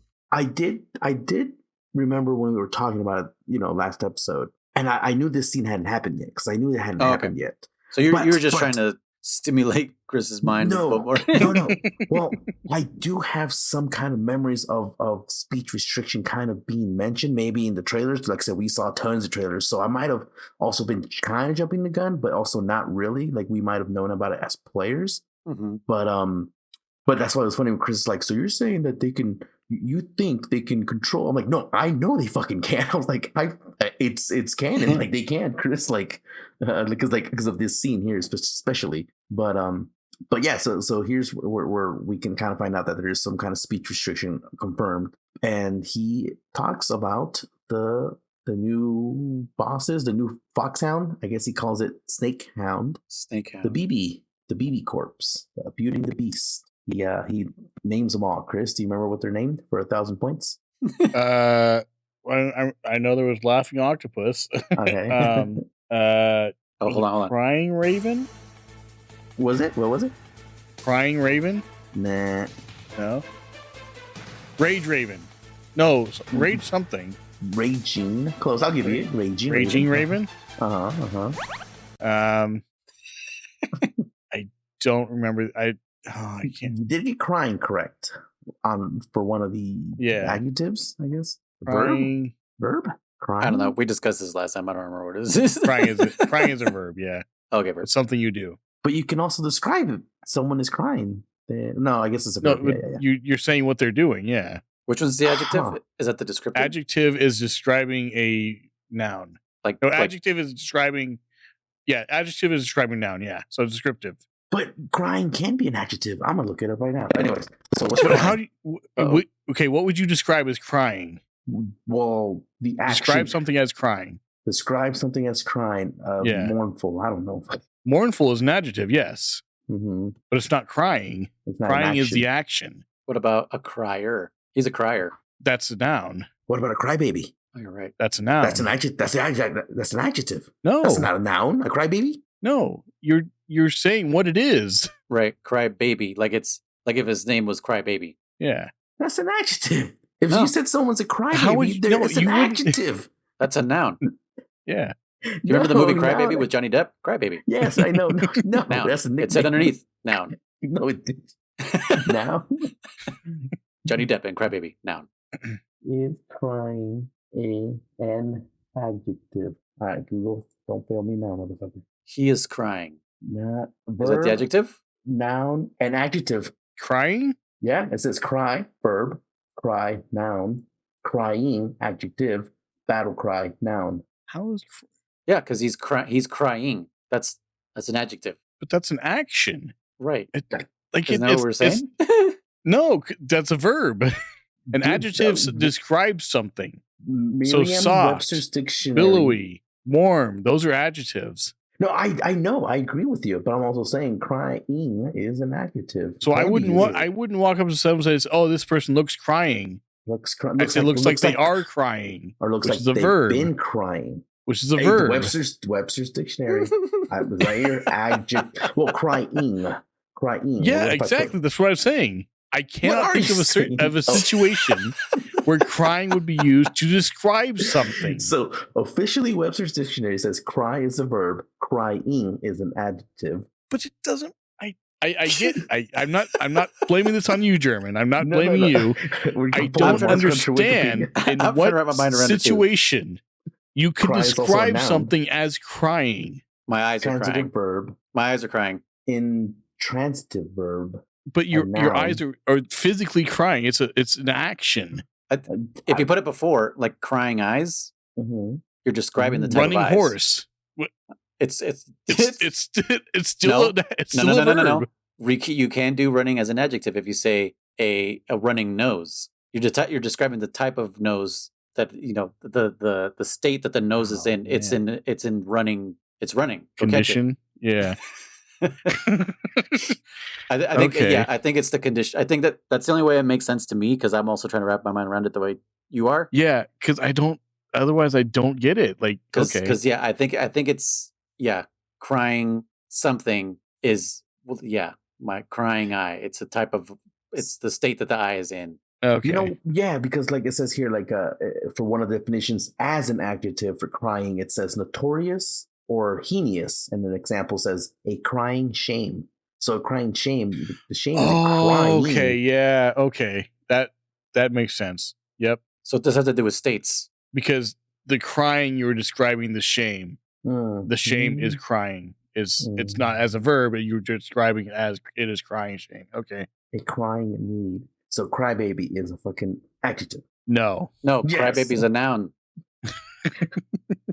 Because it's like when you make can't- fun of somebody, you're calling them a noun. Yeah. You can't go up and say, "Oh, this wood is very crybaby." God damn it, we're having English battles. This wood is crybaby.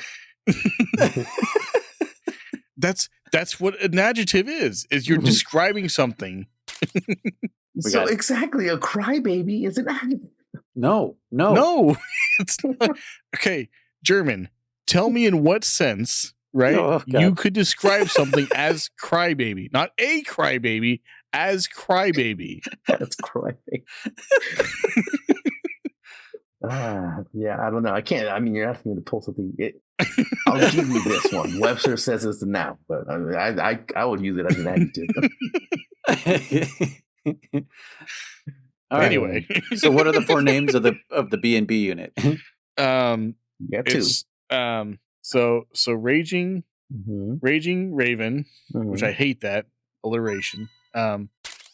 Crying. Who's crying? Oh. Wolf. That's right. What was the octopus? She was laughing octopus. That's octopus. what it was. Yeah, you got it and forgot okay. it and got it again. Awesome. And then who was the third one? Oh my gosh. Fourth one. You miscounted. Fourth one, yeah. I can't count now. At least I know we're what still stuck on crying and fucking. I can't remember the fourth one. I don't even remember what it was. It was like puppeteering and it was like floating. I won't lie. I think it's probably the worst named of them all. But yeah. Oh man.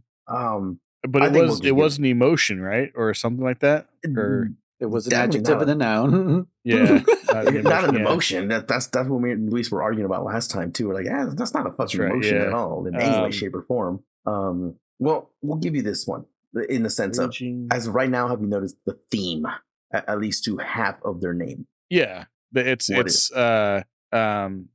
a response. It's the other emotional half. Response. The other half of their name. Yeah, like Fox, Raven, they're all Wolf. They're ex-members of Foxhound. Yes. Okay. So with that said, extrapolate. Yeah. What other? We have octopus. We have Raven. We have Wolf. Who else haven't we mentioned? Snake. Oh, someone. Well, we haven't mentioned Snake, but oh gosh, who is it? I'll give you a hint. Ew, gross. Ew, gross. I missed all that. Sorry. My headphones died. Who else did he get it? No, I said okay. I gave him a clue. I said, ew, gross. Yeah. Kill it with fire. Yeah. Oh, curb stomp. Oh my gosh. Mantis, something mantis. Uh-huh. Yes. Okay. Something mantis. I'll give it this one. It's the silliest one. Want me to give it to you, or you want to guess it? I'll try guessing. Okay. It is an adjective. Yes. No, I don't fucking know anymore. It's an adjective. It's an action. It's an action. No. Oh my gosh. Because it's a state. It's a state again. But just you like can crying do this thing. But you laughing. can do it. You can physically do what we're talking about. No, okay. You can't laughing. You can laugh. You can't crying. I'm so dumb. You can cry. I'm so literal. To me, it doesn't click because the action can be performed. Anyways, keep going, Chris. Keep going. Yeah, an action can be performed. It's not a descriptive, though. Yeah. Okay. What we're doing at each other right now, that's what this mantis is. What is it doing? Yes, okay. But beyond that, what is we're arguing. Screaming. There you go. There you go. What is it? Is that an action? Mantis. Is that an action? Is that a verb? Yeah, because it's something you do. See, and Chris Noyce said it's an adjective. Because it's the mantis that's in a state of screaming. It's a screaming mantis. A wolf that's in a state of crying. It's being an octopus used as an that's in a adjective, state of laughing. But screaming is also a verb because you can scream. Yes, to scream. Okay. Yes, good. It just depends on how we use it. Yeah, it changes. Well, that's what I was saying, that it can be a verb, but anyways, I don't even know anymore. Yeah, anyways, we weren't saying crying or to cry was not a verb. It's just the way it's being used changes it into an adjective. Yes, that's the yes. We weren't arguing that cry is not a verb. I think Chris was actually. Chris was 100%. I was absolutely arguing that cry is not a verb. Yeah, he was 100%. That's not what you're saying. Yeah. No, I thought you were arguing that it wasn't an adjective. Yeah, that it was an adjective. You're saying that it could only be wasn't. A verb. Yeah. Okay. Yeah. That's right. Our attention span in school has definitely come back to bite us in the ass today. Wow. Well, it was kind of it was some good. It was educational. We figured it out on our own. We didn't need a teacher. Yeah. No one had to raise their hands. We just had to argue in a corner about it. Like adults. This is definitely gonna be the highlight of the episode, I'm sure. I feel like like when they grouped us together and we had to do an assignment within the 1 hour of class that we had, and everyone's like, "No, it's like this," and it's like, "No, dude, like that's not what it is. It's this," and it's just like we wasted the entire time. You don't get anything done. And then the bell rings and it's like, "We're fucked." Like, yeah, we didn't even start the assignment, dude. Like, fuck.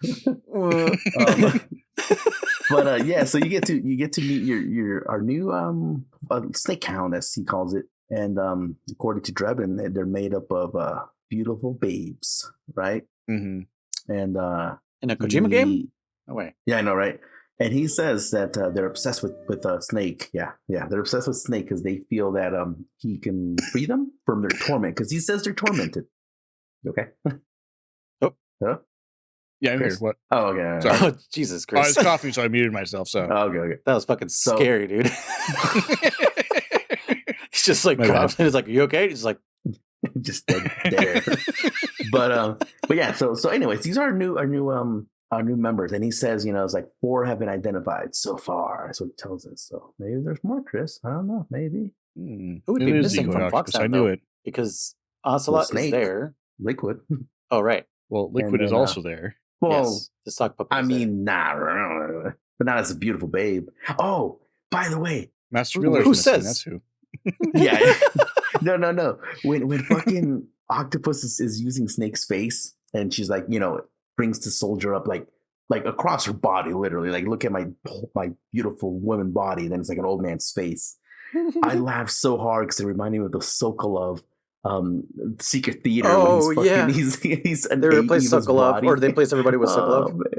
I was like, oh my God, I remember, because I had forgotten all about that. So I was like, oh shit, look at that. Another old guy with a sexy body. It's still here. With the blonde hair. Yeah. Oh my God, that was the funniest thing. But yeah, so we get that. So there's officially 4 have been identified so far. So yeah, they're obsessed with Snake, and that's all we get. We get to actually see inside Drevin's van a little bit more too, and he's got a soda machine in there. He's got a soda machine. He's got pictures of if you push the L1 or whatever R1, you get to see that he's got pictures of these B&B members from because he's literally got like Polaroids, like black and white Polaroids of the members. Yeah. What does he do with them? So it's just he's doing something. no, but yeah. So never mind. We get So we did skip something in the very beginning where Snake calls Otacon, and he's like, "Yo, what the fuck was that, dude? That thing had like the same technology as my suit. Like, I thought this was your own design." You remember this conversation, Chris? Yeah. Oh yeah. Yep. Yeah. And so we get another whole like EE moment where he's like, actually, I kind of based it off of some stuff that we found on the internet. Well, technically, Sonny found it on the internet. Otacon is such a fucking poser. Dude, I know. He really is. Yeah, that is what's funny. And so he's like, oh, where did the data come from? He's like, DARPA, and he's like, well, I guess we're on the same fucking playing field or whatever, Yeah. But yeah, this is our second moment where Otacon is like, actually, I should have told you this, or so. I think it's just kind of funny that he just kind of forgot to say, like, yeah, that suit that you were wearing, the enemy might have it too. Just letting you know. Yeah. Well, it was funny because in that moment, I don't remember if I commented on this or not. In that moment, I thought of Metal Gear 1 and Big Boss. And, I forgot to mention her. Oh, that's right. I forgot about this. And yeah. It's like, by the way, that's kind of a big thing to miss. Dude, he did the same thing in MGS1 where he's like, I went back to the lab to get, an optic camouflage for you, and now they're all missing. There was 4 of them. Yeah. But counting mine, that's 5. He's like, hey, this ain't 3rd grade math here. And then he's surrounded by fucking the 4 horsemen in the elevator. Mm-hmm. He's like, yeah, pumpling idiot. By the way. No, yeah, he's done it more than once too. He's I think he does something earlier in the game too, like in Act 1, where it's also like, bro, like, stop leaving out fucking details. Like, and every time he does it, it's always like oh yeah, my bad. Like, dude, I could have fucking died, bro. Like, it's not no big deal, like, kind of shit, Yeah. But yeah, so from here, what happens here? We pretty much do some more. Yeah, this is where I think they tell you to try to use that. They say if you support the rebels, they might be able to bulldoze through the other wall, because they do bulldoze through one part of the compound in that mansion, and with the never-ending soldiers also. And I forgot that they don't bulldoze through that other wall. I really thought that I had to help them, but really you just need to find how to get to Naomi. Yeah. And there's just like a room, which took me forever. Yeah, it took me a second because I forgot. I was like, what the fuck? I was like, where do I go? I went through every goddamn room in there, found every compass and every Rogaine. Every compass. Because we all know they're one-time use only. You look at it north, you throw it away. Toss it. Just how many copies of Metal Gear Solid games have you gone through, Chris, that you've snapped in half and I know, right? At after least every checkpoint? now, yeah. Every checkpoint, just snap, put away. It's like, God and damn, this last one I threw my PS3 out too. So the what, Chris? I said this last one I threw out the PS3 as well. Oh shit! Now you gotta get a PS3 again. But yeah, I'll figure it out. There's like an opening on the top of a roof that you fall into. The skylight, yeah, that's what it is. I was like, what is this hole? Like it didn't register to me it was a skylight, but yeah. And then there's a stairway that goes down and under the wall and takes you to directly to Naomi, right? Pretty much, yeah. Okay. Which is funny because I remember when I was going around here, I ended up on that roof area, and I had passed by this open area 2 or 3 times at least. Didn't even notice it. Like I noticed there was that like piece of like jutted out, and I probably even looked down there a couple times, and I didn't notice there was something open that I could probably jump down there. I didn't even think about it. It never crossed my mind. And I went back downstairs, and I'm like, is there a way to get past the wall? Like, how do I get past here? And nope. And then I don't remember how I found out. I think through a not a codec call. What was it? Something I can't remember. Maybe it was a codec call. Must have been. And I don't remember if I had called someone or if they had, like, it was one of those things where I took long enough so the game's like, all right, fine, we'll hold your hand. And someone's like, oh, look for a skylight or something. It's some way to drop down. And I was like, oh. That's funny. Yeah. But yeah. Yeah. Good. Oh, I was going to say, it took me a little while to find that. But eventually I did and went from there. So. Yep. And this is where we meet up with Naomi for the first time in 9 years, I think. We've established, something like that. Not counting when she just stabs herself in front of you and drops the needle. So, right, yeah, true. not counting that part, but we officially meet her here. We actually get to talk to her. Yes. So she's here. She was. What's funny? She's on the cell phone, a good old oldie flip phone, Sony Ericsson that she's got. I love the product placement of this game. Actually, did you notice it's a Sony Ericsson noise? I didn't. I didn't. Yeah, I noticed it wasn't an iPhone. Yeah. So she's I know. So she's on the phone. I think it's with Liquid, right? Do we hear who she's with? She's on the phone when you first sneak in. I don't know who she's talking to. Could be Vamp. Oh, maybe it was Vamp. Maybe But yeah, this is hashtag not my Naomi. Not your Naomi. No, but I still picture her as like a redhead. I don't know. I picture her just a little more brown, but not black. Yeah, not jet black. Wearing a little more shirt. Oh yeah, no shit. That too. Jesus Christ. Yeah, and British accent. Why? No British accent. So sad still about that. She's again, very, very Eva like let me unbutton the top of my shirt, or maybe it's hot. It is South America. I don't fucking know, right? But yeah, she also ends up like kind of getting that same sound that we get during the whole Middle East, like that weird stomach noise. Oh, like the fox die sound. Yeah, she's like, there you go, fox die sound. She like starts hurting, and then she fucking injects herself. Snake sees all this. Snake sees her like, what the fuck is going on, you know? So yeah, you start talking to her, right? I have one thing I want to say about this that I want to say before I forget. We get another moment. I'm kind of jumping a tiny bit ahead when like she's like, let me see your body or some shit like that, you know? Like I want to examine you. Let me examine you, yeah. Yeah, and you get the scene of Snake without this shirt and some little sweatpants on or some shit like that. And that's what I thought. Yeah, I always thought they were sweatpants, but okay, because you can see a little tie on. But anyways, she's like, "Oh my god!" She turns around and she's like fucking crying. And you can push R1 or whatever and look in the mirror. And you and I talked about this noise off podcast once, and I was like, "He just looks old." Yeah. What the fuck is wrong? Like, so maybe the fact that he's supposed to be 38 and he looks like he's 70. That's the only thing I could think of. Yeah, but it's not like she wasn't expecting him to look so old. So yeah, but like imagine if you walked up to me, like obviously we haven't seen each other in person for a little while, right? Mm-hmm. And you walk up to me and all of a sudden I'm aged 20 years and you're like, what the hell happened to you? You know? Yeah. Yeah. Now I wouldn't expect you to react like that. Like, oh my gosh, I can't look at you, but that's what I'm saying. There's going to be some shock. So again, the shock. Did you get into the meth? Did you get into the Chris? No, the shock. I understand though. Like, oh my god, like, dude, like I feel for you. I'm sorry. This is horrible. But like, oh, I can't look at you. You're a monster. Like the fuck, bitch. The other thing. the other thing I thought of too was she was the one that injected us with Yes. the nano machines and Fox Die and everything originally. Mm-hmm. This is So- like it's also like I did this to you, so I Yeah. feel sorry. But did she's she? regretting what she did. Yeah. That's kind of what I got from this. Yeah.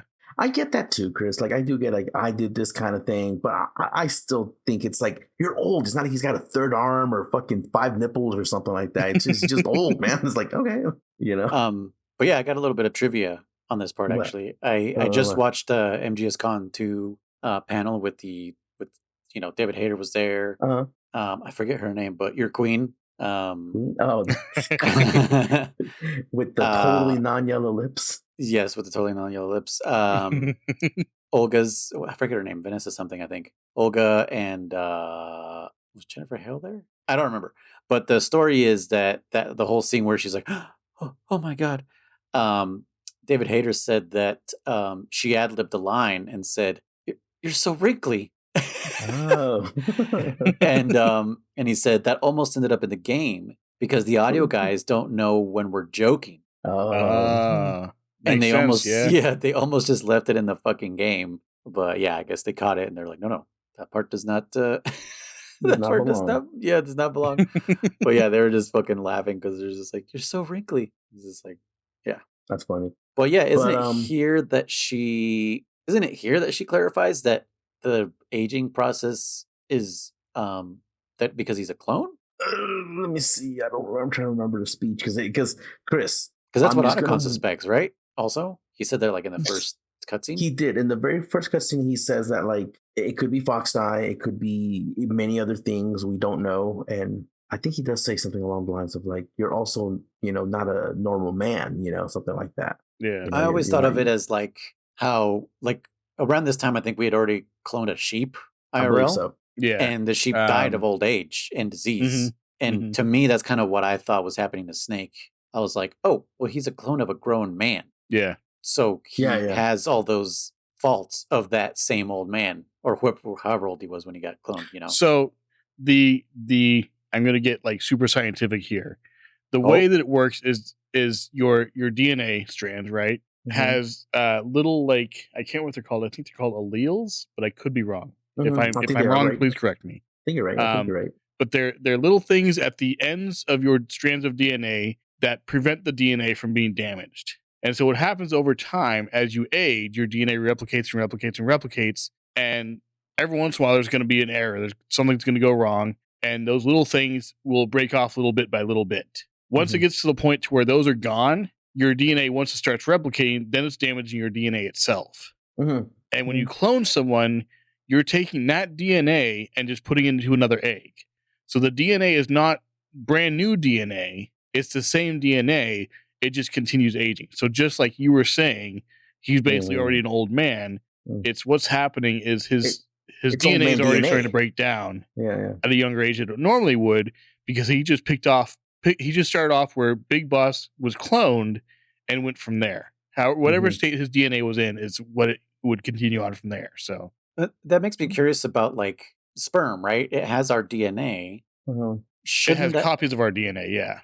But it combines with the egg DNA and makes new DNA. So so that it's not DNA itself, but it has instructions for the DNA. Yes, exactly, yeah.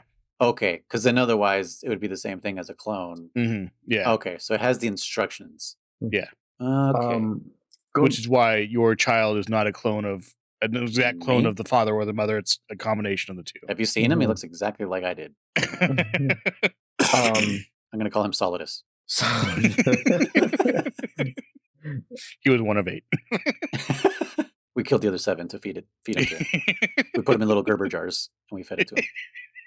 You know what, Noise? I think you jumped the gun a little bit. I don't think she reveals something yet. But I don't mean like she reveals something, but I feel like she's like talking about that or something, because I know Otacon mentioned that. Yeah. But I was asking a question. I didn't say she did. I was asking a question. Okay. So in this section here too, one thing that SOP that gets to me is she's talking about how, because they're questioning about the whole SOP system. Can it be hacked and how does it work? Kind of bullshit. And she talks about that it's the same technology that was used for Gray Fox, I believe, to kind of keep him like his emotions in check, almost, or something like that. No. Did she say that? Something like she I mentioned know Gray Fox. she also said like it's based on Fox Die too, right? It is. Yeah. Well, Okay. the point I'm getting at is there's a little scene that I've forgotten about, and it shows like because she's talking about like that it's more like a game to them or something like that, and it literally shows like all the games. It shows Metal Gear 1, Metal Gear Solid Snake, and then we get to the last Ghost Babel. We get to the last one. It says Portable Ops, and then it shows Metal Gear Solid 4, and then right after it says there's 2 black entries that say under construction. So I remember when I first saw that back in 2008, I was like, "There's 2 more Metal Gears coming for sure." Confirmed. So I think that was part kind of funny. There is because the way it lists it lists them is kind of like the way games and game saves look like on a PSP. Yeah, on the PS3. It even makes the same little sound. Click, click, yep. Yeah. No, I thought the same thing too. As a kid, I was like, yeah, or like really? There's more coming?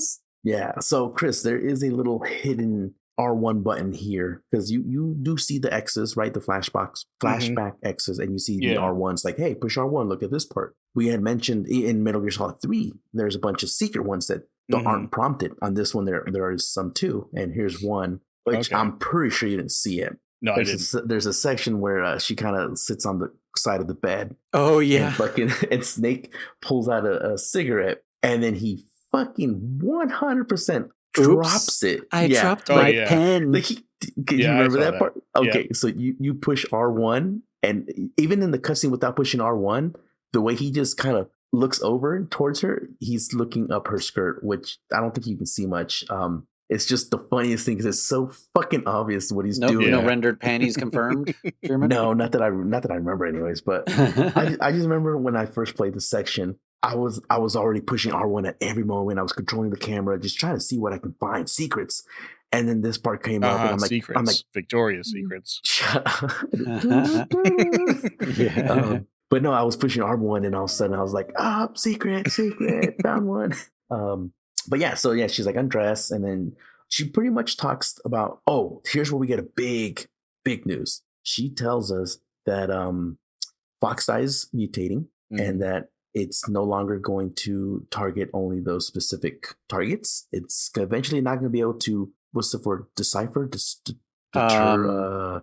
It will kill without caring. Yeah. Right? It doesn't discriminate anymore. It will stop. Yeah, she basically says he's going to be a biological weapon. Right? She says that, and she says it'll happen within a short time. I don't remember. 3 months, I think it was something like that. He had 6 months left, and she's like, "Yeah, within 3 months, you're going to be a biological by that time." Yeah. Yep. And he asked like if I die, will this still happen or some shit like that? Yeah. And she says like, and she goes, if the host dies, then the Fox Die can't fucking produce anymore. It's done. It's done too. Yeah. So I think she said like if the host dies, the virus dies with it. Yeah.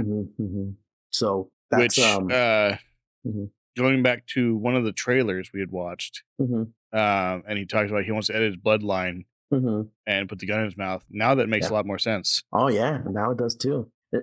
By the way, did you happen to remember I told you last time to watch the intro because you didn't really watch the beautiful intro we get in this game, right? Oh, I haven't done that yet. No, sorry. I just love that like music. It's really menu. Yeah, just the before you push start. Yeah, I think it's when he's at the graveyards. I just think it's really cool. You should just watch it one more time, Chris. Just watch it. But anyways, yeah. So that's what happens, right? And then we get to the good part, right? Oh, by the way, I'm skipping. While this conversation's happening, the L1s that you can look at, you can actually, you can actually see Octopus, sneaking around and shit. Which I don't know how he didn't pick up on that soon. Unless he did, and he just didn't care. I don't know. I think it was for us, not necessarily for Snake. Okay.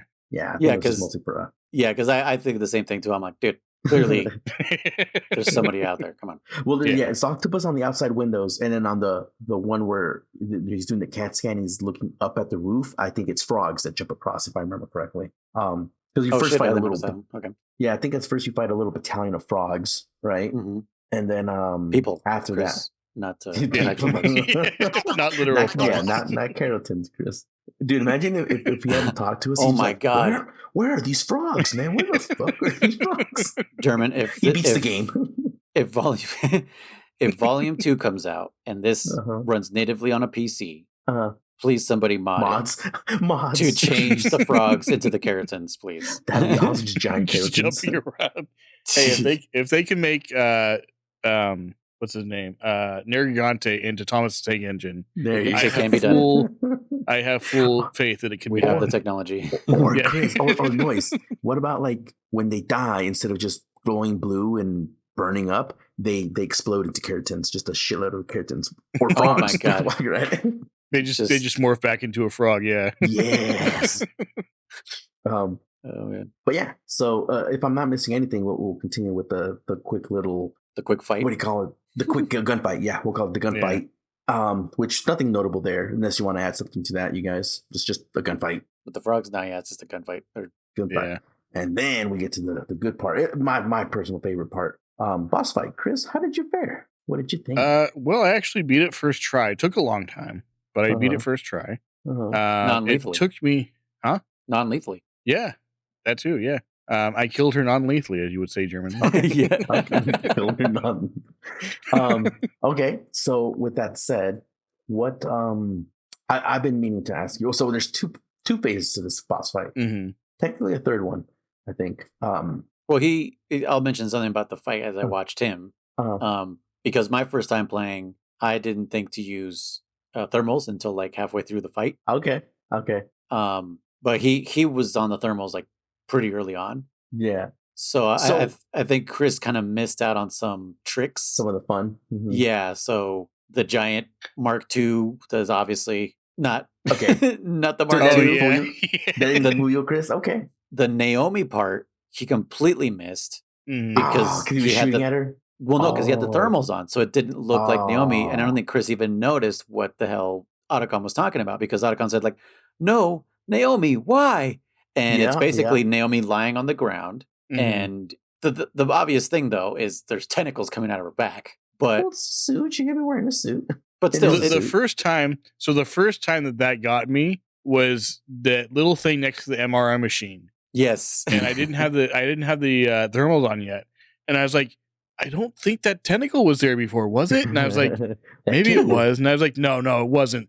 So I shot it, and it, ow, and it was just like an electrical box, right, with the tentacle coming out. Yeah. So damn, that kind of sucks. So my first experience here, I have noticed that if you do see her without the naked the night vision mode or whatever you want to call it, if you turn it on, it's kind of like it's your camo, just like the one you have. She will be blended into that background's temperature, with the exception of like a tentacle or like a certain part of her will not be completely camouflaged. But as the time goes on, like she will just start glowing hot or something like that, because then she'll just completely be revealed. But she, I almost fell for the giant MK or the Mark II, because it was like, Snake this way, and I was like, oh, okay, and I started walking like, wait a minute, I was like, this thing is supposed to be tiny. What? I'm like, yeah, I think even if it wasn't for the thermals, I wouldn't have fallen for those. No, and I remember putting like, I called Otacon, I was like, and he doesn't say anything about it, and I was like, and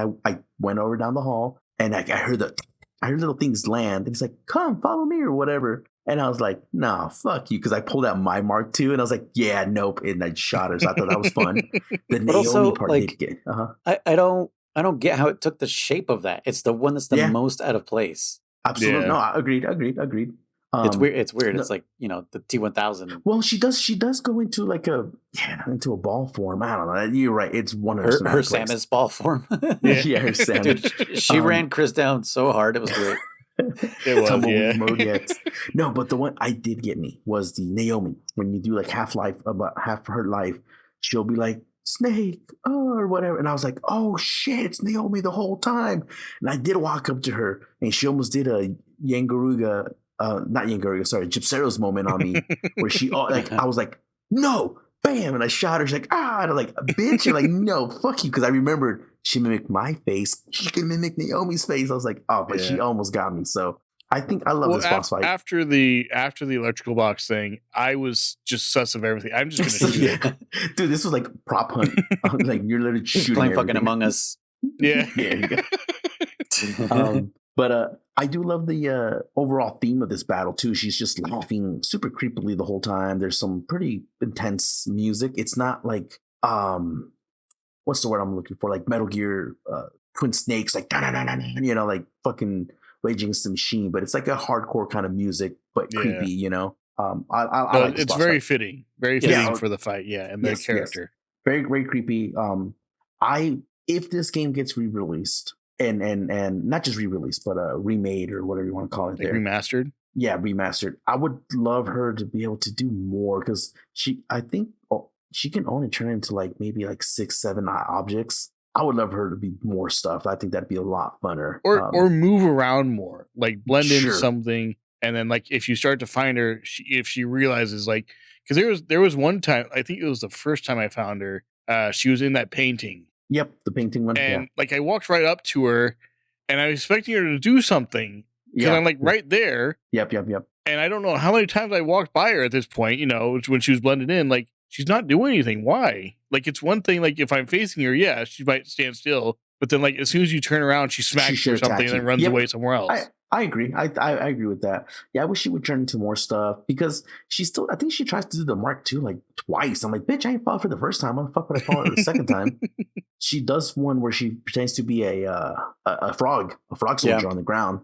And I was like, no, that's right, I was like, there ain't no frogs here, bitch. And I shot her. So I was like, okay, cool. That one I don't think I would have caught if I didn't have the thermals on. Yeah, because that was one I almost missed.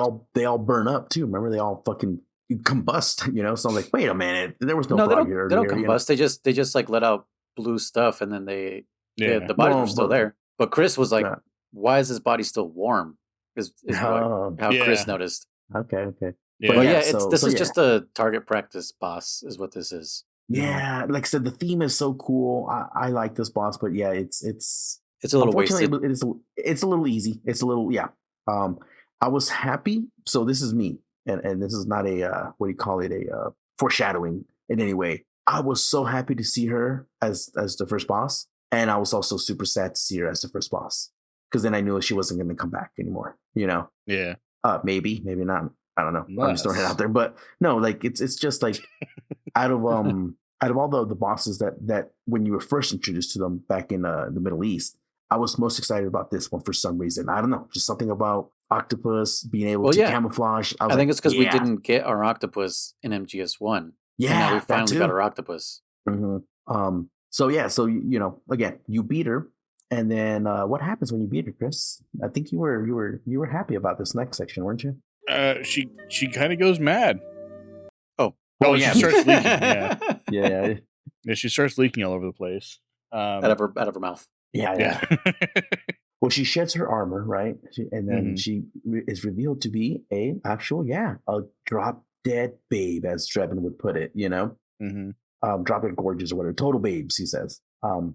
So you get this next little section where she's trying to just come grab you, honestly, and just drain your psyche, or does she drain your life? I don't remember. I didn't notice anything happening. Obviously, there was a part of me that wanted to wait and see, like, is she going to do damage? Is it an instant kill type thing? I didn't know, but I was like, I'll just fight it, whatever. Well, she can dodge. Yeah, she can dodge her bullets. She does a little side steps, which are kind of. She dodges twice, and then I hit her the third time. Usually, yeah.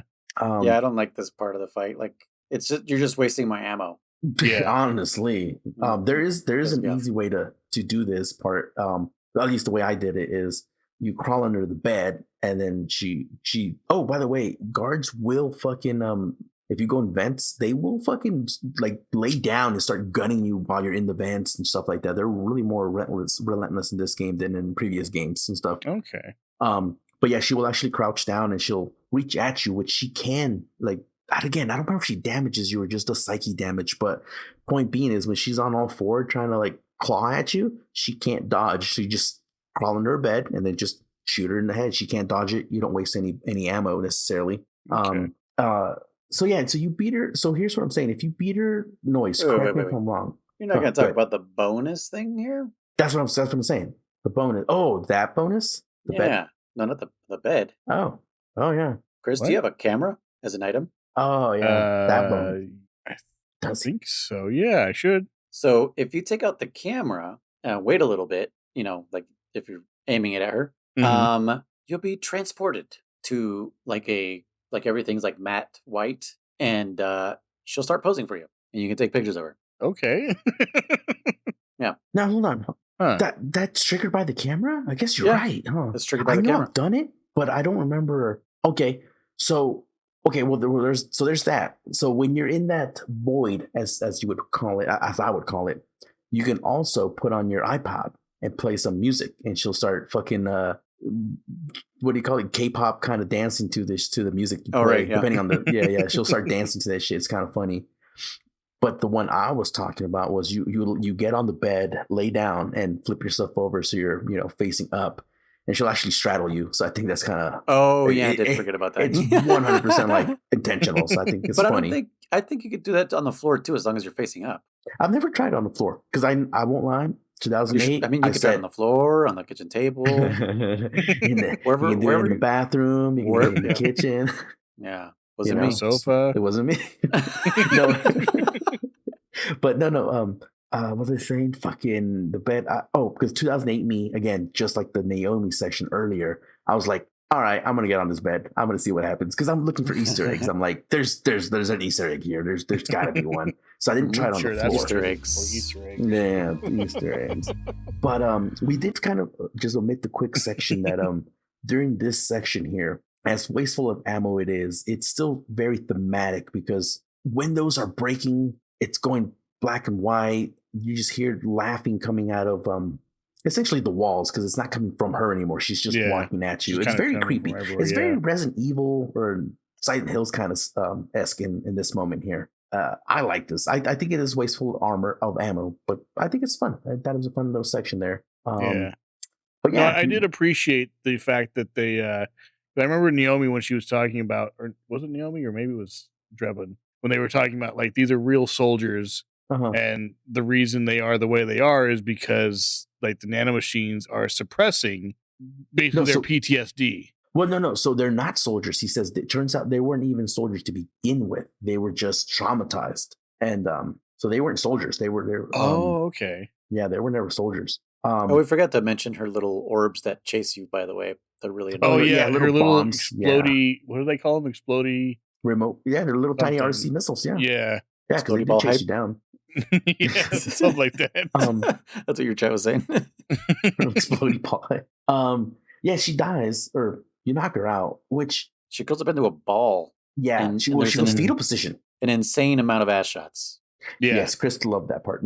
No. And also crotch shot, which by the way, whoever modeled these women, I'm sure it's the same for all of them, but they put a little crease like where the crease should be. I noticed. You know what I mean? Yeah, I was like, what? It's a bit much. Yeah, the bump mapping to it, like they actually put a crease there, and I was like, come on, guys. Well, also too, like when you're shooting her out of the suit, when she's in her base form, I guess you would call it.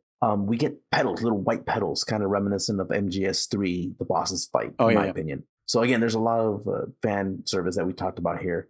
Now, here's the part that always makes me kind of question it. Noise, you might know more, you might fill in, maybe you noticed, maybe you didn't. My first time playing this game, I tranked her. Obviously, I'm going for that non-lethal kills, right? He puts his hand up to her neck, and she's sleeping, right? She's clearly sleeping, right? Yeah. Okay. Yeah, because she's snoring, yeah. Yes, okay, so it wasn't me.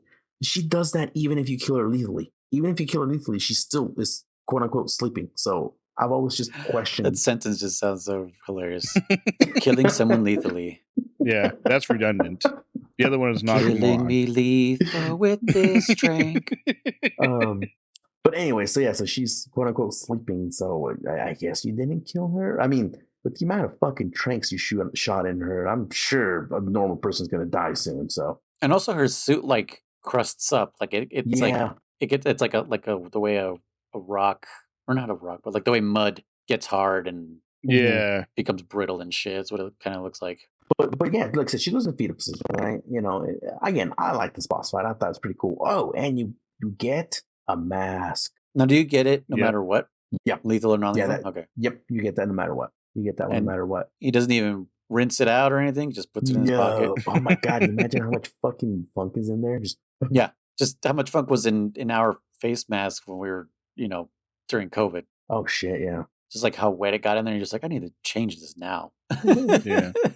Yeah. So, because I remember there was 2 bonuses to getting the mask, and one of them was like it adds to your ability to hide. So I assume it adds like 5% or 10% or something to the index. Yeah. To your camo Not 110. index. Oh, it adds 10%. Sorry, I thought you said it made it 110%. I was like, no.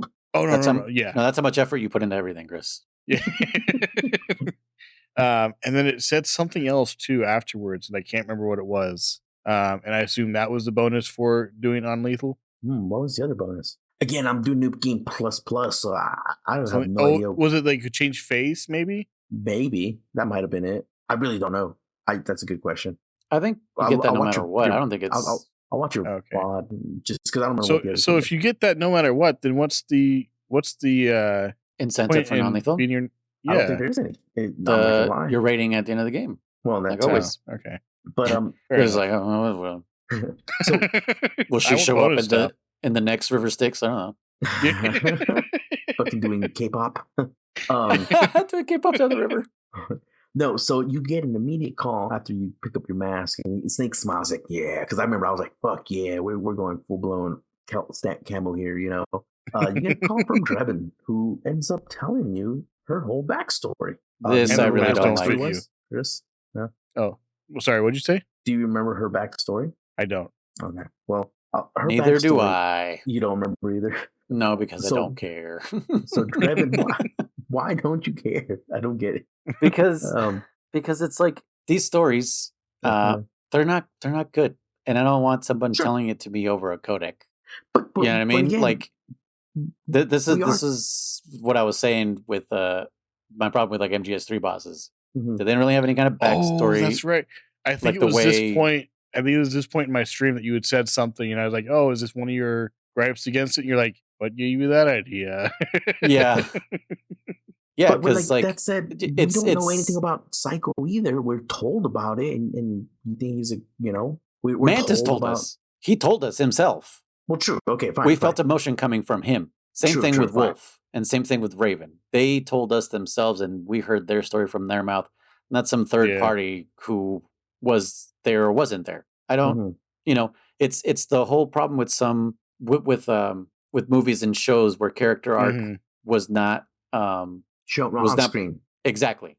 It was told, not shown. Yeah. And and the narrator says, "Oh, this is what happened," and then they, instead of showing you, they just tell you what happened. You have to take it at face value. Yeah, and I wonder if it was just like maybe they went over budget and they were like, we can't give you any more goddamn money, Kojima. Like each game you make is more and more expensive. It's just like it could have been that, but my least favorite part is hearing the backstory. It's just like, really? I don't give a shit. I don't give a shit how traumatized this person was, and whatever reason you have for her having to be a busty babe, don't care. The busty babe part for sure, I think it is kind of like it's very bullshit. Good. Yeah, like they didn't have to be gorgeous girls, and they didn't have to be girls. They could have just been dudes. Like I do have a problem as thematic as it is, Beauty and the Beast kind of bullshit. I do think it is a little dumb. It could have just been not being sexist, but again, it didn't have to be all dudes, but it could have been guys and girls. Why not? Why wasn't? I was glad that there was women, because there's so few like women in these games anyway. No, that's what I'm saying. I'm glad they were girls, but the fact that they were all gorgeous girls, like, okay, can you give us a regular woman, and you can give us a guy, give us one hot babe, one. And Drew didn't have to tell us they were gorgeous. We have eyes. Yeah, exactly. We could have seen it. No one was like, Sniper Wolf, she's fucking gorgeous. Look at her open jacket. Like I have eyes. Yeah, I think it would have been better if he never mentioned that, and then we see her without the suit, like maybe, and they can be like, oh yeah, so the rumors are true. I guess she was hot or something like that. Just like after we saw it. Yeah, it was like Drebin was just doing a spoiler there, and just like, okay, well, honestly, I guess I know. Anyway, what's her backstory? Because I don't know. Well, I was gonna say no. Fuck it. Let's move on then. Fuck it. No, Chris, remember? Did you remember? No, you said. Oh no, you said that Noise. No. You remembered Noise said it. Well, just a quick backstory on her. She lived. It might be more interesting coming from you. So She lived in a small coastal village, and where their primary harvest was octopus. And that's right. Yeah. I don't know if it's some not raiders, but what would you call them? Not terrorists. I forget what word he uses. Poachers?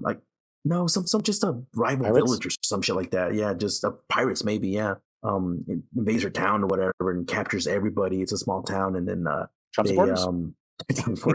They freaking kill everybody pretty much and stuff like that. And they force her to kill her whole family.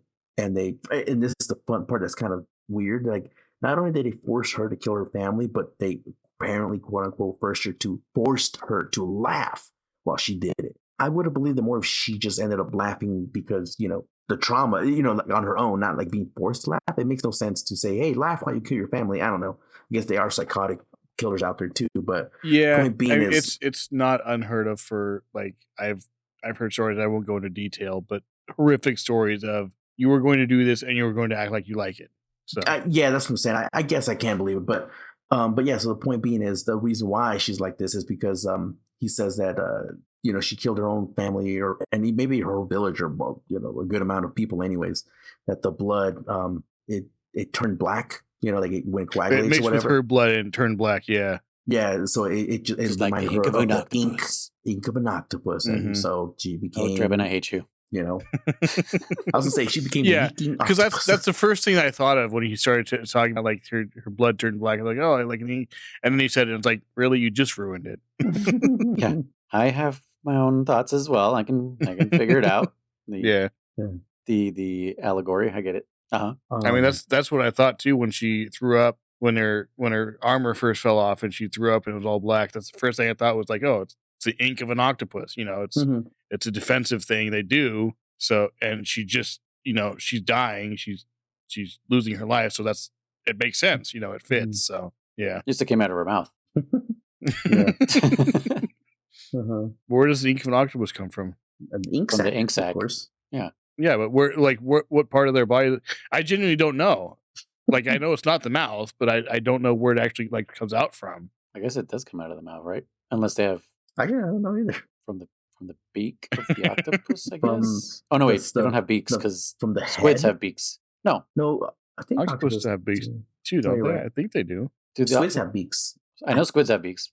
Octopus also. I don't know. Good question. I want to say so because they can eat crab. They eat crab. They crunch through the. They have to have some kind of beak. What's funny about that? I should be able to use that rope I got.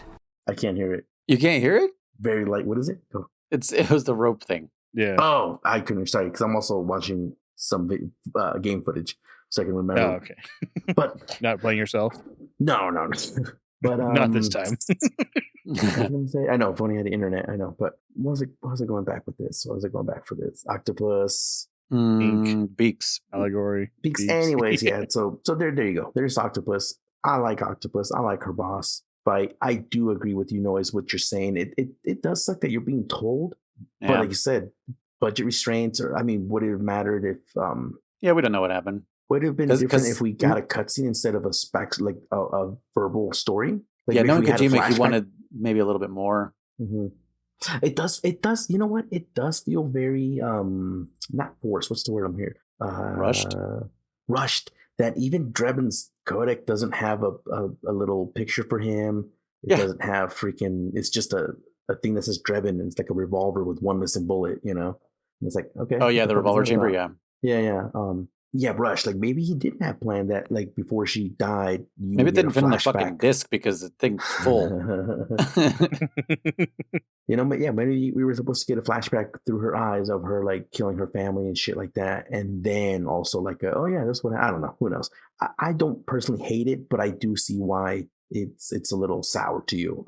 I thought it was cool. I was like, yeah, cool. I gotta, because I wanted more out of it. Yeah, well, I think the better way they could have handled it is the phase 2 of her fight when she loses the armor. Like she could have talked to him, did a little monologue or whatever you want to call it, of like, oh, this is who I actually am. This is what happened when I grew up, and given like a minor backstory to show like this, this is what I did in our village, whatever. I kind of would like that. After you beat her in that phase, then she goes into detail of what actually happened. And and then we were raided and this happened and I was forced to do this against my will, and that's why I am the way I am now, or whatever. So that would have been a better way of doing that rather than having someone else tell her story. It would have been a way for her to tell it herself, but she's not telling the whole thing after she dies. It's just here's some of it, and then she starts to go nuts again or whatever, continues to fight you, and you beat her in the second phase, and then this is the end of the story. This is how it all happened. Yeah, I can picture that, her having a conversation with you as she's like doing her blink dodge. Yeah, I would have liked that. That would have been pretty tight, because it's like I kind of want to hear this conversation. I don't exactly want to take her down as quickly as I want. Like I want to hear what's going on and why she's the way she is. Especially too, because she's like when she's laughing, and then she kind of snaps back into reality. And yeah, because she's like, it's not funny. Yeah, she's like, everything is funny, and then she goes, no, it's not funny. Nothing's funny. And I shouldn't be laughing. And then that's when she snaps and starts laughing for real instead of like laughing as a like the Joker, like like the reactionary laugh that like hurts her. But this was like a real like, oh, I've actually snapped. Now I'm laughing. My brain's done. I'm gonna curl up in a little ball. Yeah, that I think a conversation would have been better, and then no call from Drebin afterwards. That would have been great. I'll still reserve what I got to say about Drebin, because we got to wait until we get further in the game. But yeah, have you?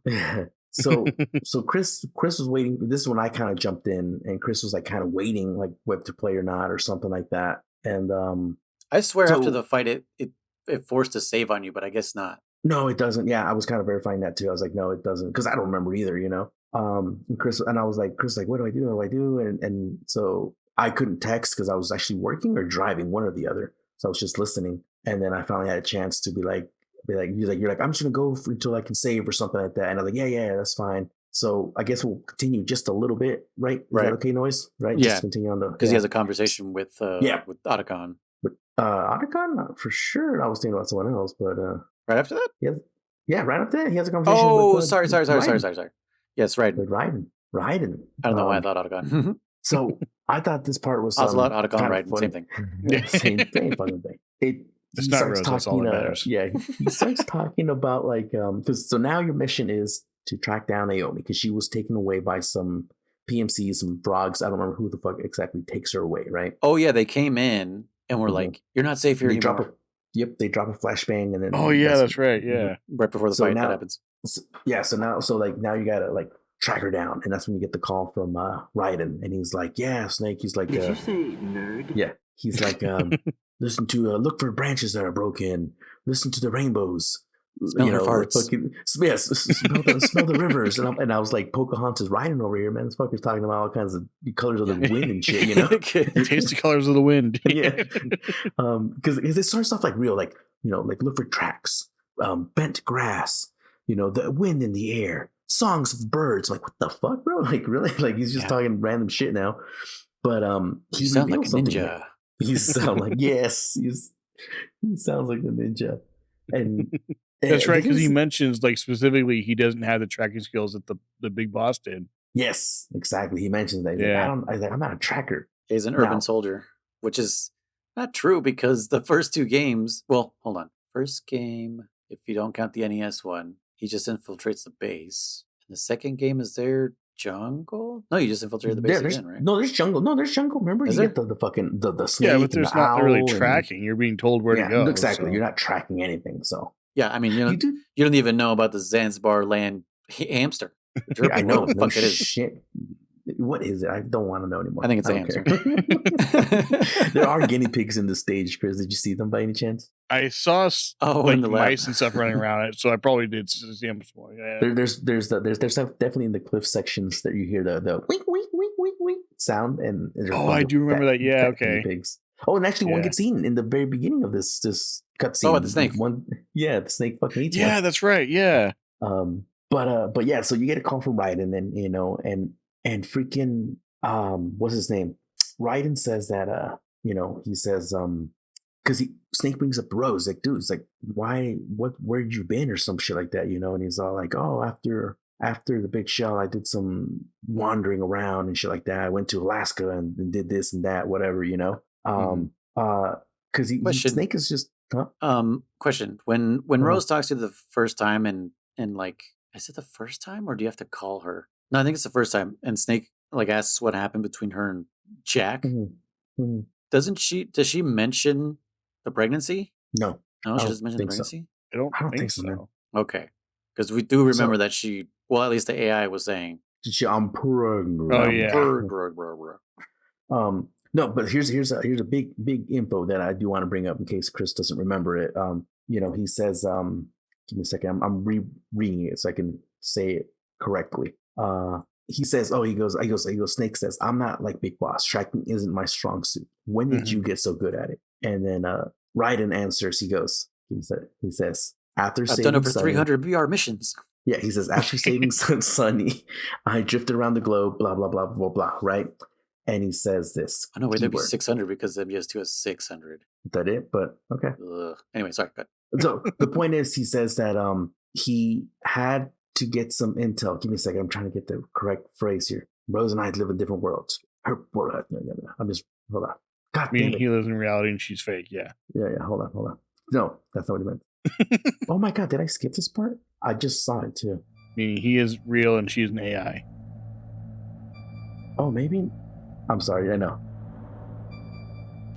He does it. I'm sure he says this in this section, and I don't want to say it without it. Hold on. I'm gonna fast forward it. I know. Give me a second. No. I think it's not. He mentions. Or maybe he said earlier the Makatsupa, but remember? I'm not crazy. I know he says it. Oh, that he had Sunny's. He rescued Sunny in exchange for information or something like that. For God damn it, I want to say it, but I think it was actually the second Raiden call. I'm gonna go back real quick and look at this section. Well, this is the second. You know what I'm talking about? No, you get another. Or this is the third one. This is the third one technically. Okay. Okay. In the second call, he says this is Jack, isn't he? He's like, Jack is dead. I am right. Jack is dead. Okay. We'll leave it for the next episode because I don't want to say it, even though I know he says it. But I'm Quentin Flynn. Well, anyways, continue on without me. I mean, that's it. Here. I mean, he just says, leave you here. No, I meant continue on the podcast without me. Well, that's what I mean. Yeah. There's not much left. He just says, you sound like a ninja. And he's like, yeah, exactly, a ninja, blah, blah, blah. And yeah, he just pretty much says what you said. And then just off you go. And that's when Chris saved. And that was the checkpoint. Yeah. I'm starting to get to the point, get the feeling, rather, that this game is not going to play out like I hoped it would. Oh, what is that? Because I had mentioned, I think before we even started playing this game, as a prediction, if Raiden did come back, my hope was that you play as Snake and then Raiden and then Snake and then Raiden. You go back and forth, as opposed to you just play as Snake for a portion and then just play as Raiden after that. It's starting to seem now. Don't correct me if I'm wrong, because I don't want spoilers or whatever. But it's starting to seem at this point that it's not going to be that case. If we do play as Raiden, that it's just going to be we play as Snake for a while, his story ends, and then we pick up as Raiden. So shut up. Well, what is funny, Chris, is actually last episode I was going to ask you, like, are you ready to play as Raiden? Me too. I was going to say. Are you ready? I was gonna say, like, so do you think you continue as Snake? And I totally forgot. Yeah. So we'll keep playing and see what happens. I can't tell you. But I don't know. It's obviously it's still early in the game because we've only just finished. We're not even finished with Act 2. We're halfway through Act 2. Yeah. So it's still early. So I've not given up hope yet, but it's starting to kind of seem that way. I don't know. Snake. It's not over yet. Not yet. But we'll see. I'm very much still enjoying the game. It's a lot of fun. Genuinely. Good. I am seeing noise. You're like where you see its faults, but I'm not letting it affect me. Yeah. No, I'm not. Yeah. And anybody listening too. Don't let. Yeah. My opinions. That's just me. Yeah. Don't start looking for flaws in the game. Just enjoy it as it is. Yeah.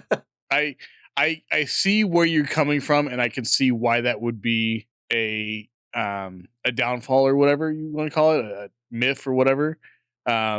Strictly from an entertainment standpoint, I am very much enjoying the game. So yeah, I think also just the games for me at that time, the bar had been risen so high. Yeah, that this felt short to me. Mm-hmm.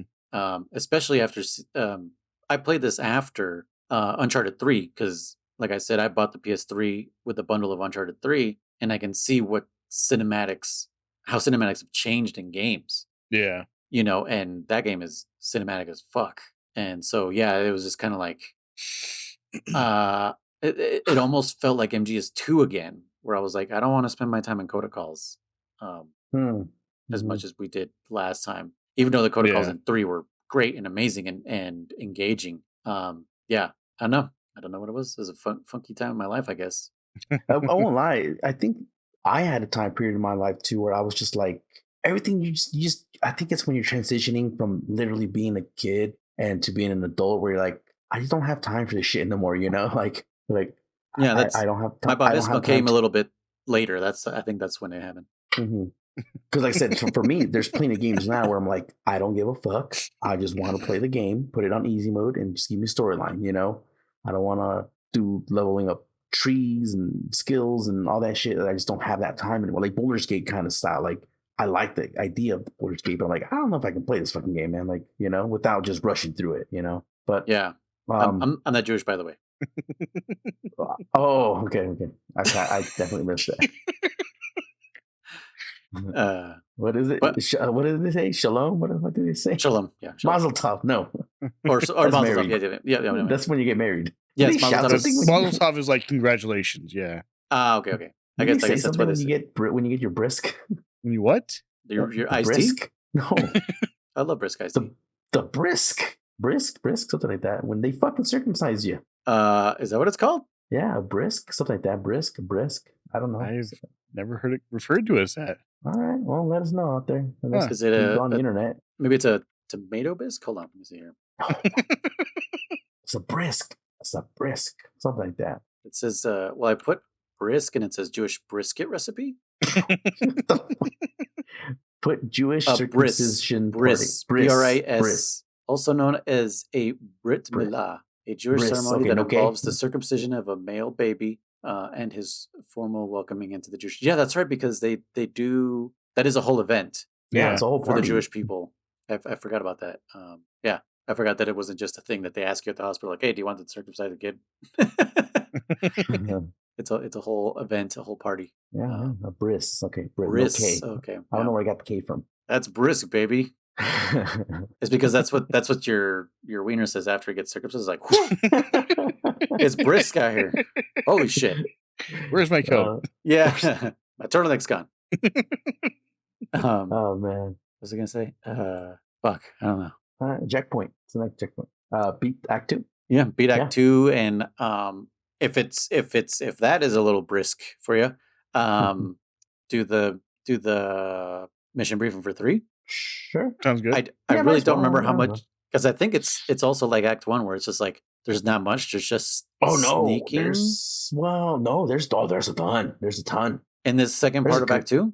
There's a good amount, in my opinion. Let me think here. In my opinion, there's a good amount. So you don't think he needs to watch Briefing 3? You think he'll be okay without it? I think he'll be okay without it. I think the checkpoint after that should be obviously Act 3 and then a certain checkpoint. But I think we can split it up. Let's just kind of. I think he should finish it and call it a day. Okay, yeah, because the only reason Act 1 was like that was just because the second half of Act 1 was like whatever. It wasn't much. Yeah, that was very short. But it was a lot to talk, because we were talking a lot about, like, it's a whole new game, a whole new mechanics, new everything. So we're not talking about like, oh, by the way, you can also, it's already done. We already saw it. We've already been doing it. You know what I'm saying? Like the Drebin Shop has already been explained. We're not talking about Drebin Shop no more necessarily, other than complaining about the javelins being available like candy. Yeah. Well, my round is more available than candy, because I can't even get candy. You can't even get Rogaines, nothing. You can't buy rations. No, I can get Rogaines. I find Rogaines laying around all the place. Oh no, but from Drebin. Oh yeah. Yeah, why doesn't he sell rations? Yeah, seriously. Only weapons. Well, I guess he's an arms dealer. He's not a food truck. Yeah, he's not a corner market. Yeah. Could you imagine him with the little music? He could call it Drebin 11. Oh my god. Kojima, you need to do that. Drebin 11. Come on. You got real choppy there. Yeah, hello? just chunked the fuck out right there. Drebin mod? Drebin mod? Yeah, like make a Drebin mod for PC. Yeah. Oh, change his truck into like a food truck or something. Drebin 11. Anyways, yeah. I say beat Act 2, and then holiday. The next section's big, if I remember correctly. Okay. All right. So, so listeners, finish Act 2, and then put the discs that you've been breaking back together because you're gonna need them. Yeah. I'll have to repair my PS3 because I promised to Robot too. So. Oh, okay. You didn't see that? Wait, what? I remember in chat he had said something about like I need a PS3. Oh yeah, you're so he can play it himself. And he's like, "Can I have your PS3 when I'm done?" I'm like, "Yeah, sure, why not? I'll just pass it around."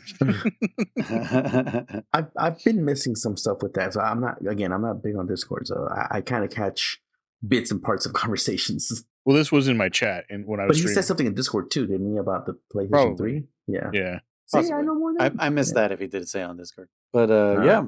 Welcome back to Codec Calls, a Metal Gear Saga podcast where we play the Metal Gear games from 1987 all the way to the present, and I do the intro at the end.